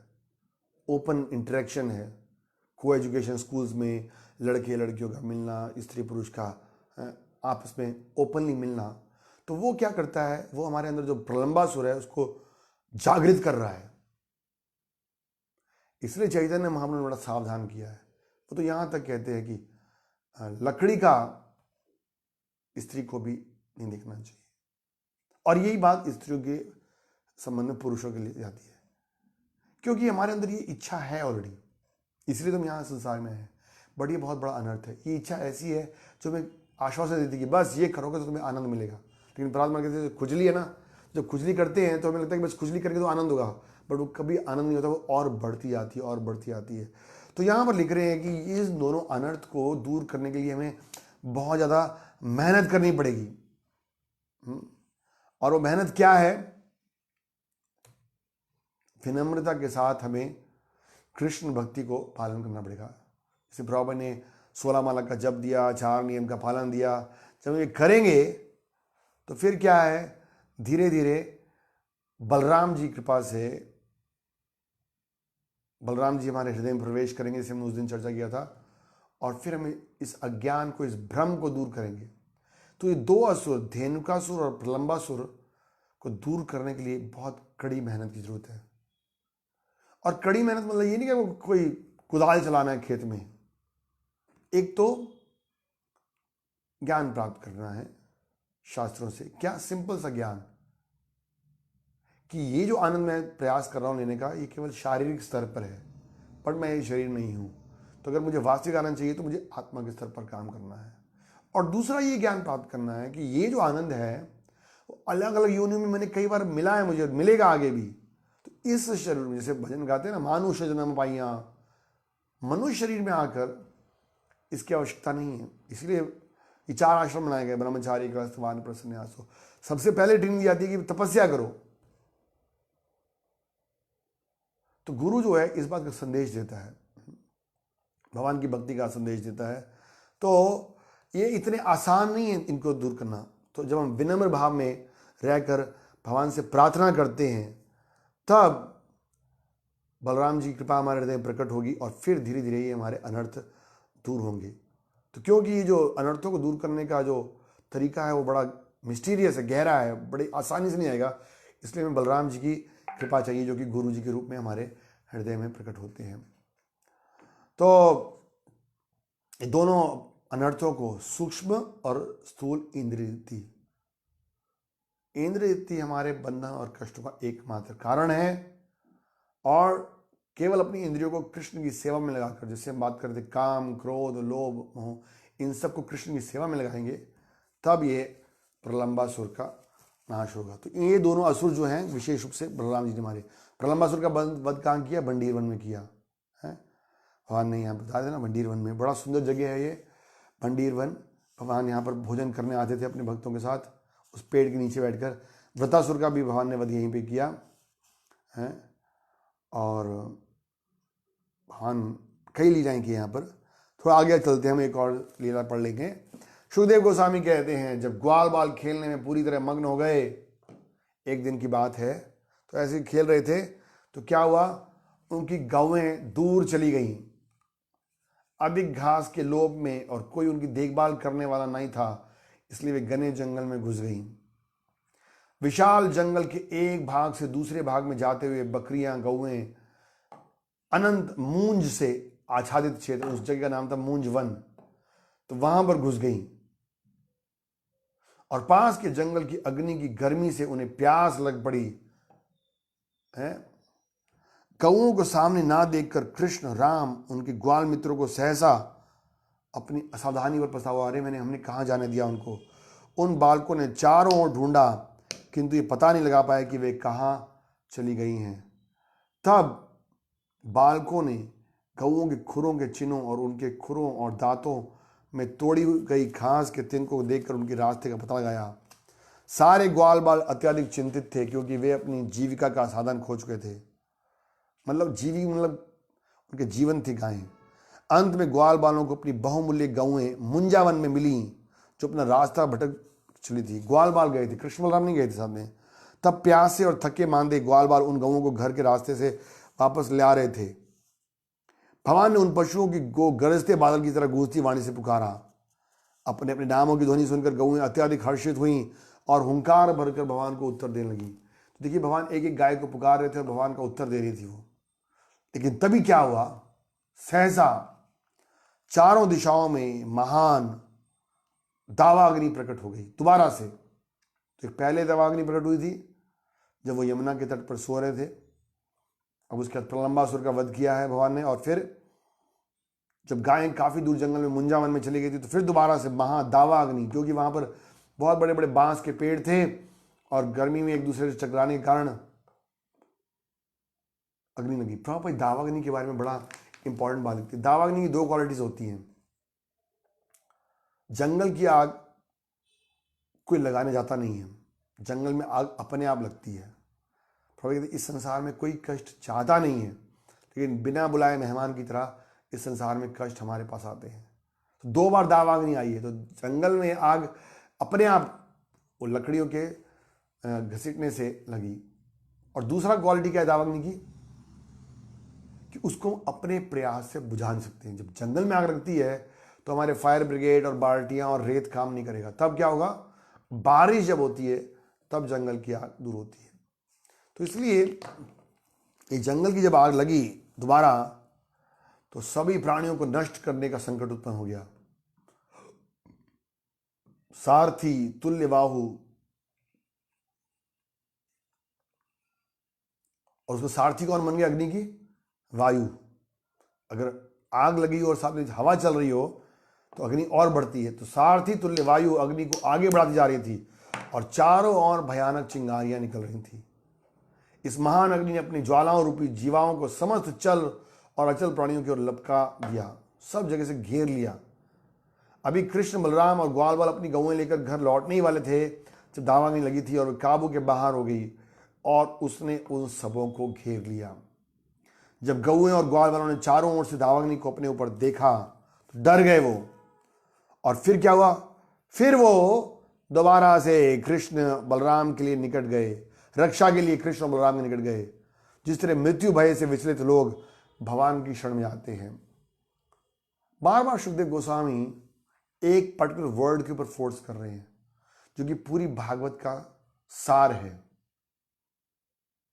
हमने चर्चा की थी भागवतम के अंदर 10 विषय हैं, सर्ग, विसर्ग, ऊति, मनवंत अवतार, पोषणम, निरोध, मुक्ति है, मनुवंत, इस तरह से 10 टॉपिक। और लास्ट टॉपिक क्या है, आश्रय।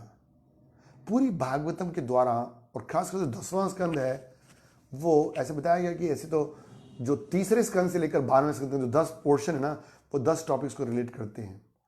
तो ये जो भगवान के आश्रय लेना है, ये खासकर से 10 स्कंद में हर क्षण पर, हर कदम पर हम हर लीला में यही देख रहे हैं कि जब जब भक्तों के ऊपर कोई कष्ट आता है, वो कष्टों को दूर करने के लिए भी भगवान का आश्रय लेते हैं, और जब जब भक्तों को आनंद लेने की इच्छा होती है तब तब वो भगवान का आश्रय लेते हैं। देखिए, आश्रय केवल कष्टों को दूर करने के लिए नहीं है। ज़्यादातर लोग सोच रहे हैं, जैसे लोग मंदिर कौन जा रहा है जिसके प्रॉब्लम में है, भगवान उन जो दुखी लोग हैं उनकी लाठी के समान है। लेकिन नहीं, भक्त लोग केवल कष्टों के लिए भगवान के आश्रय लेते हैं, भगवान अपने आनंद के आगार के रूप में भी कृष्ण का आश्रय लेते हैं, क्योंकि उन्हीं के माध्यम से उनको वास्तविक आनंद प्राप्त होता है। तो यहां लिख रहे हैं कि वो डर गए और कैसे भगवान की शरण में जाते हैं। तो ये 10th टॉपिक जो है भागवतम का, वो सबसे बड़ा आश्रय लेना। जो हम रोज भजन गा रहे हैं ना, यशोमती नंदन व्रजवर नागर गोकुल रंजन गाना, अगर आपने ध्यान दिया हो, मुझे नहीं पता कितने लोगों ने ध्यान दिया, इस सारे भजन में क्या है? सारी भगवान की लीलाएं, यही लीलाएं जो हम पढ़ते आ रहे हैं ना 6 चैप्टर से। पूतना का वध किया, तृणावत का वध किया, यशोदा नंदन है, कालिया दमन किया उन्होंने, हैं, और गोविंद गोपाल हैं, वो गायों का पालन करते हैं, नवनीत तस्कर हैं, ब्रजजन पालन है, सुंदर नंद गोपाला, ये सब लीलाएं जो चर्चा करें उसी के ऊपर भजन है ये। लेकिन इस भजन में सबसे इंपॉर्टेंट बात क्या, लास्ट लाइन में क्या कहते हैं? वो कौन लिखा है भजन? श्रील भक्ति ठाकुर जी। क्या लिखते हैं लास्ट में? लास्ट लाइन क्या है? लास्ट में भक्ति विनोद आश्रय,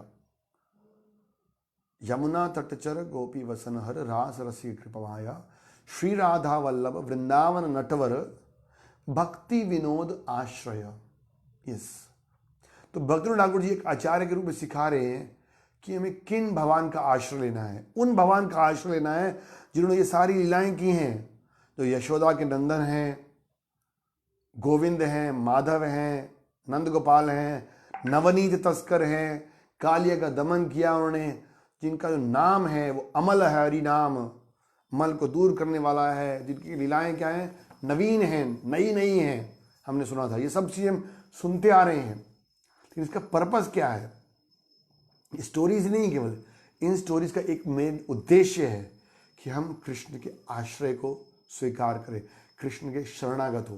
तो इसी बात को यहाँ पर लिख रहे हैं, रक्षा के लिए वो कृष्ण और बलराम के निकट गए। जिस तरह मृत्यु भय से विचलित लोग भगवान की शरण में आते हैं, उन बागों ने फिर कहा कृष्ण कृष्ण, याद है ना, पीछे भी था कृष्ण कृष्ण महाभागा, यहाँ पर कृष्ण कृष्ण महावीरा, वही अत्यंत बलशाली, हे राम मोघ विक्रमा, वहां भी विक्रम आया था, अमित विक्रम आया था वहां पर, राम अमित विक्रमा, यहां आया राम मोघ विक्रम, अमोघ, अमोघ शक्तिशाली। अमोघ मतलब जो खत्म नहीं होता। भगवान की लीलाएं, जैसे भगवान का नाम अमोघ लीला है, भगवान की लीलाएं कभी खत्म नहीं होती, सनातन चलती है। तो इसलिए भगवान की शक्ति के अमोघ विक्रमा, भगवान का जो पराक्रम है। देखिए, हम सुनते हैं भगवान मतलब जिनके अंदर 6 ऐश्वर्य पूरे हैं, तो हमारे अंदर भी शक्ति है, बट बुढ़ापे के संग, बीमारी के संग हमारी शक्ति कम हो जाती है। बट अमोघ विक्रमा, एक एक शब्द में ये भगवान के गुण हैं, दिव्य गुण। लोग बोलते हैं भगवान निर्गुण है, नहीं, यहाँ पर भगवान के गुणों का वर्णन किया गया है। महावीरा अमोघ विक्रमा, क्या कहते हैं? दावा अग्नि दहमानम, जंगल की आग जल रही है, इसलिए प्रपन्नम, प्रपन्नान, वेरी इंपॉर्टेंट। प्रपन्न मतलब शरणागतों की रक्षा कीजिए। प्रपन्नान त्रातुम अहर्था, कृपा हमें बचाएं। प्रपन्ना, प्रपन्न मतलब शरणागत। रामाचार्य सिखा रहे हैं कि शरणागति, प्रपत्ति, प्रपत्ति मतलब सरेंडर। भगवान भी गीता में कह रहे हैं तद विधि प्रणिपातेना परिप्रश्नेना सेवया। देखिए, स्पिरिचुअल लाइफ स्टार्ट यहाँ से होती है, शरणागति से, प्रपन्न से। जब हम भगवान को अपने संरक्षण के रूप में स्वीकार करते हैं, एकमात्र भगवान ही हमारे आश्रय हैं, आनंद देने वाले भी वही हैं, कष्टों को दूर करने वाले भी वही हैं, तब भक्ति शुरू होती है। तो कह रहे हैं, पुकार रहे हैं, हे कृष्ण, हे राम, अमोघ शक्तिशाली वाले, कृपा करके उन भक्तों को बचाएं जो जंगल की इस अग्नि में जलने ही वाले हैं और आपकी शरण में आए हैं। बार बार संबोधित कर रहे हैं अपने, ये नहीं कह रहे कि हमें ग्वाल वालों को बचाओ, अपने भक्तों को बचाओ, क्योंकि भगवान भक्त वत्सल हैं, भक्तों के कष्टों को हरने के लिए आते हैं। परित्राणाम साधु नाम विनाशाय, अपने भक्तों की विशेष रक्षा करते हैं भगवान।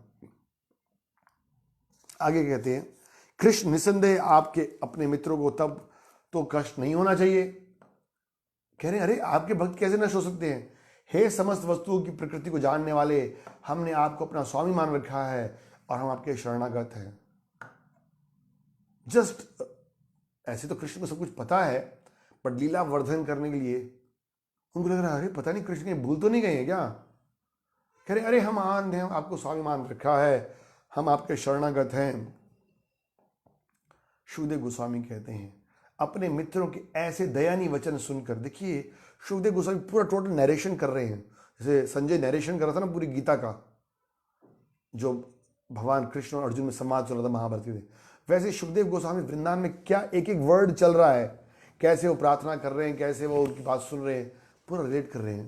बोलो उन्होंने आत्मसात ज्ञान किया था, उनको पूरे भागवत को पूरा सुनकर उसको रियलाइज किया था, वो एक एक वर्ड को समझा रहे हैं। भगवान कृष्ण ने उनसे कहा तुम लोग डरो मत, और क्या करो, अपनी आंखें मूंद लो और डरो नहीं। तुम बस अपनी आंखें मूंद लो, लोचना लोचनानी अभाषता निर्मीलियत। अरे बच्चे सोचेंगे ये कोई खेल मजाक का टाइम था ना, अभी आंख बिचौनी खेल कर तो आए हैं, तो सोच रहे हैं भगवान कह रहे यहां भी आंख बिचौनी खेलते हैं, अरे यहां आग लगी हुई है भैया। बच्चे कह रहे हैं कृष्ण आप क्या कर रहे हो, यहां आंख मूंदने का टाइम तो ना है, अगर हम आंख बंद करेंगे तो पक्का जल जाएंगे। बट बच्चों ने ऐसा कुछ आर्गुमेंट पेश नहीं किया। हमारे को बोले आग वाले कमरे में जाओ, आंख मूंद के बैठ जाओ, हम कहेंगे नहीं, हम प्रयास करेंगे अपना। बट यहां पर बालक क्या दिखा रहे हैं, प्रभुपाद लिखते इस श्लोक से कृष्ण और उनके शुद्ध भक्तों के बीच का सरल दिव्य संबंध, see these words are very important. Krishna और भक्तों का जो संबंध है, पहली बात तो यह समझना चाहिए कि कृष्ण और भक्तों का संबंध है, कोई ऑर्डर सप्लायर नहीं है भगवान, या कोई भगवान निराकार मूर्ति नहीं है, ब्रह्म ज्योति नहीं है। Krishna is a person, devotees are person, दोनों व्यक्ति हैं और दोनों में एक संबंध है। कैसा संबंध है, दिव्य है। दिव्य मतलब इस भौतिक संसार की तरह नहीं है, मतलब ही नहीं है वो। दिव्य मतलब तीनों गुणों से परे हैं। तो आप सोचोगे अरे भगवान है, दिव्य संबंध है, तो बड़ा कॉम्प्लिकेटेड काम होगा ना। अरे पूरी सृष्टि की बात कहते हैं सरल। कृष्णा's relation is divine and simple relation. परम सत्य परम शक्तिमान भगवान वास्तव में एक तरुण आनंदमय ग्वाल बाल हैं। देखिए वही बात, जिनका नाम कृष्ण है। भगवान कौन है, वास्तव में एक ग्वाल बाल हैं जिनका नाम कृष्ण है। भगवान असल में तरुण है और उनकी प्रकृति खिलाड़ी की है, वो खेलना पसंद करते हैं, बोरिंग नहीं है। Krishna is very active, adventurous. Krishna like to take adventures. भगवान देखिए कितने एडवेंचर किए, छलांग मार दिए उस जहरीले यमुना के हद में, और क्या क्या नहीं किए, ऊपर हजारों फुट ऊपर चले गए आकाश में। तो भगवान से ज्यादा एडवेंचरस कोई व्यक्ति नहीं होगा। अगर एडवेंचर लेना है तो कृष्ण के संग अपना दिव्य संबंध जोड़ना पड़ेगा। भगवान असल में तरुण है, उनकी प्रकृति खिलाड़ी की है। जब उन्होंने देखा कि उनके प्रिय मित्र दावाग्नि से भयभीत हो चुके हैं, तो उन्होंने उनसे इतना ही कहा कि तुम लोग अपनी आंखें बंद कर लो और डरो मत। आंखें बंद करने का मतलब फुल सरेंडर, सरेंडर। कुछ नहीं देखो, तुम्हें समझो कोई कष्ट नहीं आया, जस्ट रिलैक्स, एंजॉय। और क्या किया भगवान ने, बालकों ने उत्तर दिया बहुत अच्छा। See they are so surrendered and dependent on Krishna. और तुरंत ही उन्होंने अपनी आंखें बंद कर ली। तब समस्त योग शक्ति के स्वामी भगवान ने अपना मुख खोला और उस भयानक अग्नि को निगलकर अपने मित्रों को संकट से बचा लिया। पॉइंट टू बी नोटेड, क्या भगवान ने आंखें बंद करने को क्यों बोला ग्वाल बालों को?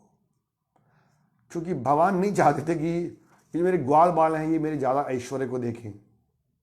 देखा उन्होंने पहले कैसे वृक्षों को तोड़ दिया, उसमें देवता निकले, कैसे शटासुर को मारा, कैसे पूतना को मारा। बट ये इज समथिंग वेरी डेंजरस। अग्नि को पूरा पी लिया, और जाकर जब बताएंगे ना नंद महाराज यशोदा मैया को, तो वो बेचारे और घबरा जाएंगे। तो भगवान ने बोला नहीं नहीं, तुम इतना सब कुछ नहीं देखो, आंखें बंद करो। ऑफकोर्स मेन पॉइंट यहाँ पर है, कृष्ण अपने भक्तों का शरणागति दिखा रहे हैं। कितने सिंपल थे डिवोटीज। उन्होंने बोला आंखें बंद करो, आंखें बंद कर ली। जैसे हम पढ़े थे ना, जब कृष्ण ग्वाल बालों के संग खेल रहे थे, तो कई बार कृष्ण को बच्चे बोलते आंखें बंद करो, और वो आंखें बंद करते और बोलते तेरे को बड़े अच्छा समोसा खिलाएंगे, और उस समोसे की जगह क्या फूल खिलाए थे, और फूल का जो बीज और कड़वा था, तो फिर भगवान कहते अरे ये क्या खिला दिया, तो आनंद ले रहे थे। तो इस तरह भगवान अब कह रहे हैं आंखें बंद करो, और जब आंखें बंद किया तो भयानक अग्नि को निगल कर, प्रभा लिखते हैं बेचारे बच्चे थके हुए थे भूख प्यास से, इसलिए भगवान ने क्या किया, उनको रक्षा किया। ग्वाल वालों ने जब अपनी आंखें खोली और फिर बोला आंखें खोलो, होता ना कई बार कोई गिफ्ट लेके आते हैं हमारे घर में, आंखें बंद करो, और फिर कुछ गिफ्ट खाते हैं। और कई बार गिफ्ट क्या होता है, एक डब्बा होता है, उसके अंदर एक डब्बा और होता है, फिर उसके अंदर एक और डब्बा होता है, फिर उसके अंदर एक डब्बा होता है, फिर और एक डब्बा होता है। बेचारा आंखें पहले खोलता है फिर डब्बे खोलते रहता है। बट यहां पर कृष्ण क्या कर रहे हैं, बोलते ग्वाल वाले अपनी आंखें खोलो, और ये देखकर चकित हो गए कि ना केवल उन्हें और गऊओं को अग्नि से बचा लिया गया है प्रभु, लेकिन वो पूरा भंडीर वन वापस आ गए हैं। कहाँ गए थे, मंजू वन में थे ना, तो वहां पर से आकर और भंडीर वन में वापस आ गए हैं। जब ग्वाल वालों ने देखा कि भगवान की अंतरंगा शक्ति से प्रकट योग शक्ति द्वारा उन्हें दावाग्नि से बचाया चुका है, तो वे सोचने लगे कि अवश्य कृष्ण कोई देवता है। वृंदावन के ग्वाल बाल कृष्ण को अपना एकमात्र मित्र मानते थे। कृष्ण ने इन सबको आनंद को बढ़ाने के लिए अपनी योग शक्ति का प्रदर्शन किया और दावाग्नि से बचा लिया। वे ग्वाल बाल किसी भी दिशा में कृष्ण से अपने आनंदमयी और प्रेममयी मित्रता का परित्याग नहीं करना चाहते थे। अतः उन्होंने जब उनको असाधारण शक्ति को देखा तो सोचा कि कृष्ण ईश्वर तो नहीं है, लेकिन कोई देवता होंगे। तो उन्होंने सोचा ठीक है कृष्ण देवता है, लेकिन हम उसके दोस्त थे तो हम भी तो देवता हुए ना फिर। किंतु कृष्ण उनके प्रिय मित्र थे, अतः वे उन्हीं के समान स्तर पर थे। उन्होंने सोचा हम भी कोई देवता हैं, अतः उन्होंने अपने आप को भी देवता तुल्य ही सोचा। इस तरह कृष्ण के ग्वाल मित्र आनंद विभोर उठे, दे वर सिंपली एंजॉयिंग। और अब दोपहर ढल चुकी थी और बलराम सहित भगवान कृष्ण ने गऊओं को घर की ओर मोड़ा। चलो लेट्स गो बैक।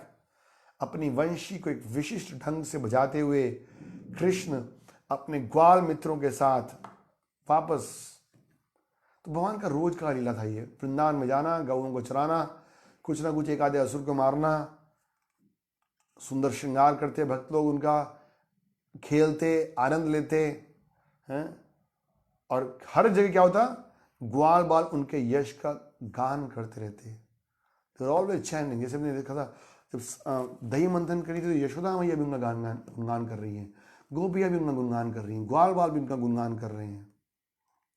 गोविंद को घर आते देखकर गोपी नाम परमानंद, सबसे बड़े आनंद में आ गई। गोपियों को अत्यंत आनंद प्राप्त हुआ, क्योंकि उनकी संगति के बिना एक क्षण भी उन्हें 100 युगों के समान लग रहा था। चैतन्य महाप्रभु राधा रानी के स्वरूप में यही गाते हैं ना, युगायतम निमिषेण, निमिष बोलते हैं आंख की पलक को झपकने में जितना समय लगता है, बहुत कम, 1 सेकंड से बहुत कम है। कितनी बार हम दिन में हजारों बार आंखें पलक झपकते हैं, करें आंख पलक झपकने जो निमिष काल है वो भी युगायतम, युग की तरह, यानी करें कि उन्हें एक क्षण भी 100 युगों के समान लगता था भगवान के विरह में। प्रभुपाद लिखते ग्वाल बालों की दावाग्नि से बचाने के बाद कृष्ण ने अपने विरह की अग्नि में जलती हुई गोपियों को बचाया। तो इधर कौन सी अग्नि थी, स्थूल अग्नि थी ग्वाल बालों के सामने, गायों के सामने, और गोपियां सूक्ष्म अग्नि में जल रही थी उनके विरह में, they feeling separation from Krishna. Radha Rani इत्यादि गोपियों के मन में कृष्ण के प्रति अतीव प्रेम था, और उनसे एक क्षण का भी वियोग उनके लिए लाखों वर्ष के तुल्य था। गोपियां कृष्ण की सबसे महान भक्त हैं, और कृष्ण के साथ उनकी लीलाएं अगले अध्यायों में वर्णित होंगी। लेकिन एक बात, अब धीरे धीरे भगवान बड़े हो रहे हैं। अभी कितने साल के हैं भगवान, 6-7.5 साल, क्योंकि अभी गोवर्धन लीला हुई नहीं है। गोवर्धन लीला जब हुई थी तो भगवान 7 साल के थे, अभी गोवर्धन नहीं उठाया, अभी 2-3 चैप्टर्स के बाद आएगा गोवर्धन लीला, तो इज लेस देन 7 ईयर्स। तो यहां से एक बड़ी इंपॉर्टेंट बात समझ में आती है कि जो गोपियों का कृष्ण के प्रति जो आकर्षण है वो भौतिक स्तर पर नहीं है, शारीरिक स्तर पर नहीं है। इसीलिए जो भगवान का गोपियों के प्रति प्रेम है, गोपियों का कृष्ण के प्रति प्रेम है, वो दिव्य स्तर पे, it's not on the physical level. भगवान केवल 7 साल के बालक, 6-6.5 साल के बालक हैं अभी, लेकिन भगवान दिव्य भी हैं। तो ये बहुत इंपॉर्टेंट बात समझने की, भगवान बालक के रूप में हैं, लेकिन भगवान हर भक्त के हृदय की बात को जानते हैं। भगवान ग्वाल बालों के हृदय की बात को जानते हैं, बछड़ों के हृदय की बात को जानते हैं, नंद महाराज यशोदा मैया के हृदय की बात को जानते हैं, देवी देवताओं के हृदय की बात को जानते हैं, ऋषि मुनि ज्ञानियों की हृदय की बात को जानते हैं, तो पशु पक्षी पेड़ पौधे हैं, यमुना है, सबके हृदय की बात को जानते हैं भगवान। और साथ में भगवान वृंदावन की गोपियों के हृदय की बात को जानते हैं। तो हर व्यक्ति की इच्छा को पूरा करने के लिए भगवान अलग अलग प्रकार की लीलाएं कर रहे हैं। और प्रॉपर लिखते हैं कि केवल शुद्ध भक्त है वो ही भगवान की इन दिव्य लीलाओं की दिव्यता को समझ सकता है। सिर्फ दिव्य लीलाएं हैं, पर इनकी दिव्यता को हमें समझना है। क्या ट्रांसडेंटल, अगर हम अपनी भौतिक कल्पना करेंगे कि अरे जैसे भगवान तो ऐसी लीला करें, यहाँ पे साधारण कोई लड़का लड़की करते हैं, या एक जो छोटा सा बच्चा है वो नटखट माँ को तंग कर रहा है, बच्चों को छेड़ रहा है, ग्वाल, नहीं, फिर हम समझ नहीं पाएंगे। कृष्ण इज ट्रांसडेंटल, परम भगवान है। स्वयं ब्रह्मा जी देखिए विमोहित हुए थे, क्योंकि मन से सोच रहे थे अरे ये तो साधारण बालक है, साधारण बच्चा है। भगवान ने उनको टीचिंग्स दिया, क्योंकि ब्रह्मा जी सबसे योग्य व्यक्ति हैं, तो हम उनके सामने क्या है। तो ये जो सेकंड फायर लगी, इसका कौन सा अर्थ था? Second forest fire. इसको हम चर्चा करते हैं, फिर बाकी लाइन कल चर्चा करेंगे। तो फर्स्ट फॉरेस्ट फायर कौन था? भक्तों में आपसी मतभेद, झगड़ा, ईर्ष्या द्वेष, या दूसरे संप्रदायों के प्रति हमारा ईर्ष्या द्वेष, भक्तों के बीच में जो ईर्ष्या द्वेष का झगड़ा है वो बहुत ही खतरनाक है। और ये दूसरी अग्नि है, सेकंड फॉरेस्ट फायर। दो बार जैसे भगवान ने एक ही दो बार और भी किए, कौन सी याद है किसी को? यशोदा मैया को 2 बार अपने मुख में ब्रह्मांड दिखाया। एक बार दूध पीने के बाद जब जमाई ले रहे थे, और दूसरी बार ब्रह्मांड घाट पे जब भगवान ने मिट्टी खाया था। इसी तरह भगवान की जो ये अग्नि शमन लीला है, ये भी 2 बार हुई। तो सेकेंड जो फॉरेस्ट फायर है, it represents the attack of atheism and other antagonistic philosophies.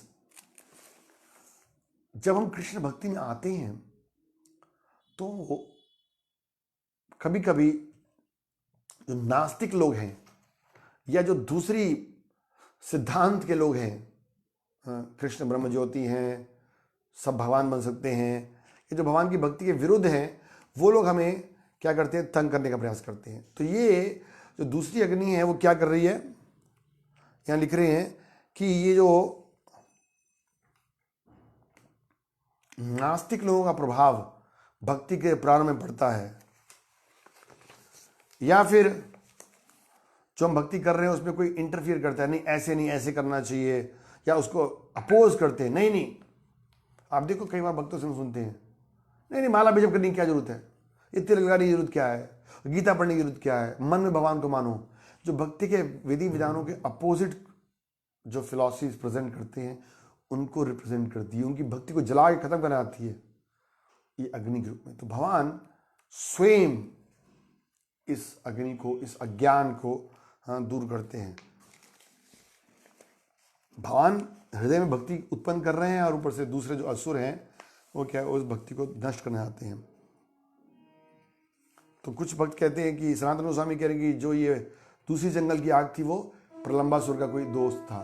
लेकिन जो भी है, ये सारे अनर्थ कृष्ण की भक्ति करने से दूर हो गए। और खासकर से जो हमने प्रलंबासुर का अनर्थ डिस्कस किया, बहुत ज़्यादा इंपॉर्टेंट है। उसके लिए बहुत संघर्ष, बहुत मेहनत करनी पड़ेगी, विनम्र होकर गुरु साधु से प्रार्थना करनी पड़ेगी। प्रतिष्ठा के बारे में क्या लिखते हैं? संसारे प्रतिष्ठा शुकरे विष्ठा। सुअर का भी मल, एक तो सुअर खुद मल खाता है, गंदा है, और उसका जो मल है वो भी उतना, उसको कंपेयर करके संसार में जो नेम फेम की इच्छा है, जो सूक्ष्म इंद्रियवृत्ति है, प्रतिष्ठा को प्राप्त करना, वो सुअर के मल की तरह है। तो प्रलंबासुर सूक्ष्म इंद्रियवृत्ति को भी प्रेजेंट करता है, नेम फेम, पूजा लाभ प्रतिष्ठा को प्राप्त करने की इच्छा को। और दूसरा जो स्थूल इंद्रियवृत्ति है, स्त्री पुरुष के प्रति, दूसरे स्त्री पुरुष के प्रति जो आकर्षण है, वो इस संसार में सबसे बड़ा बंधन का कारण है। तो हम तभी इन चीज़ों से मुक्त हो सकते हैं जब बड़े विनीत भाव से कृष्ण का नाम लेंगे, नियमों का पालन करने का प्रयास करेंगे जो कि गुरु ने हमें बताए हैं। तब गुरु जी के सहयोग से, बलराम जी की कृपा से, और हम इस प्रलंबासुर के अनर्थ को दूर करके कृष्ण की भक्ति कर सकते हैं।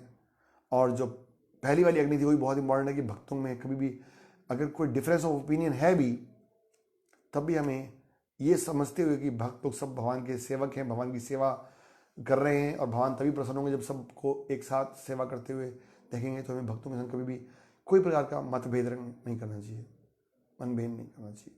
जैसे प्रभुपाद जी कहते थे, your love for me will be shown by how much you cooperate together. तो ये सारे अनर्थों को दूर करना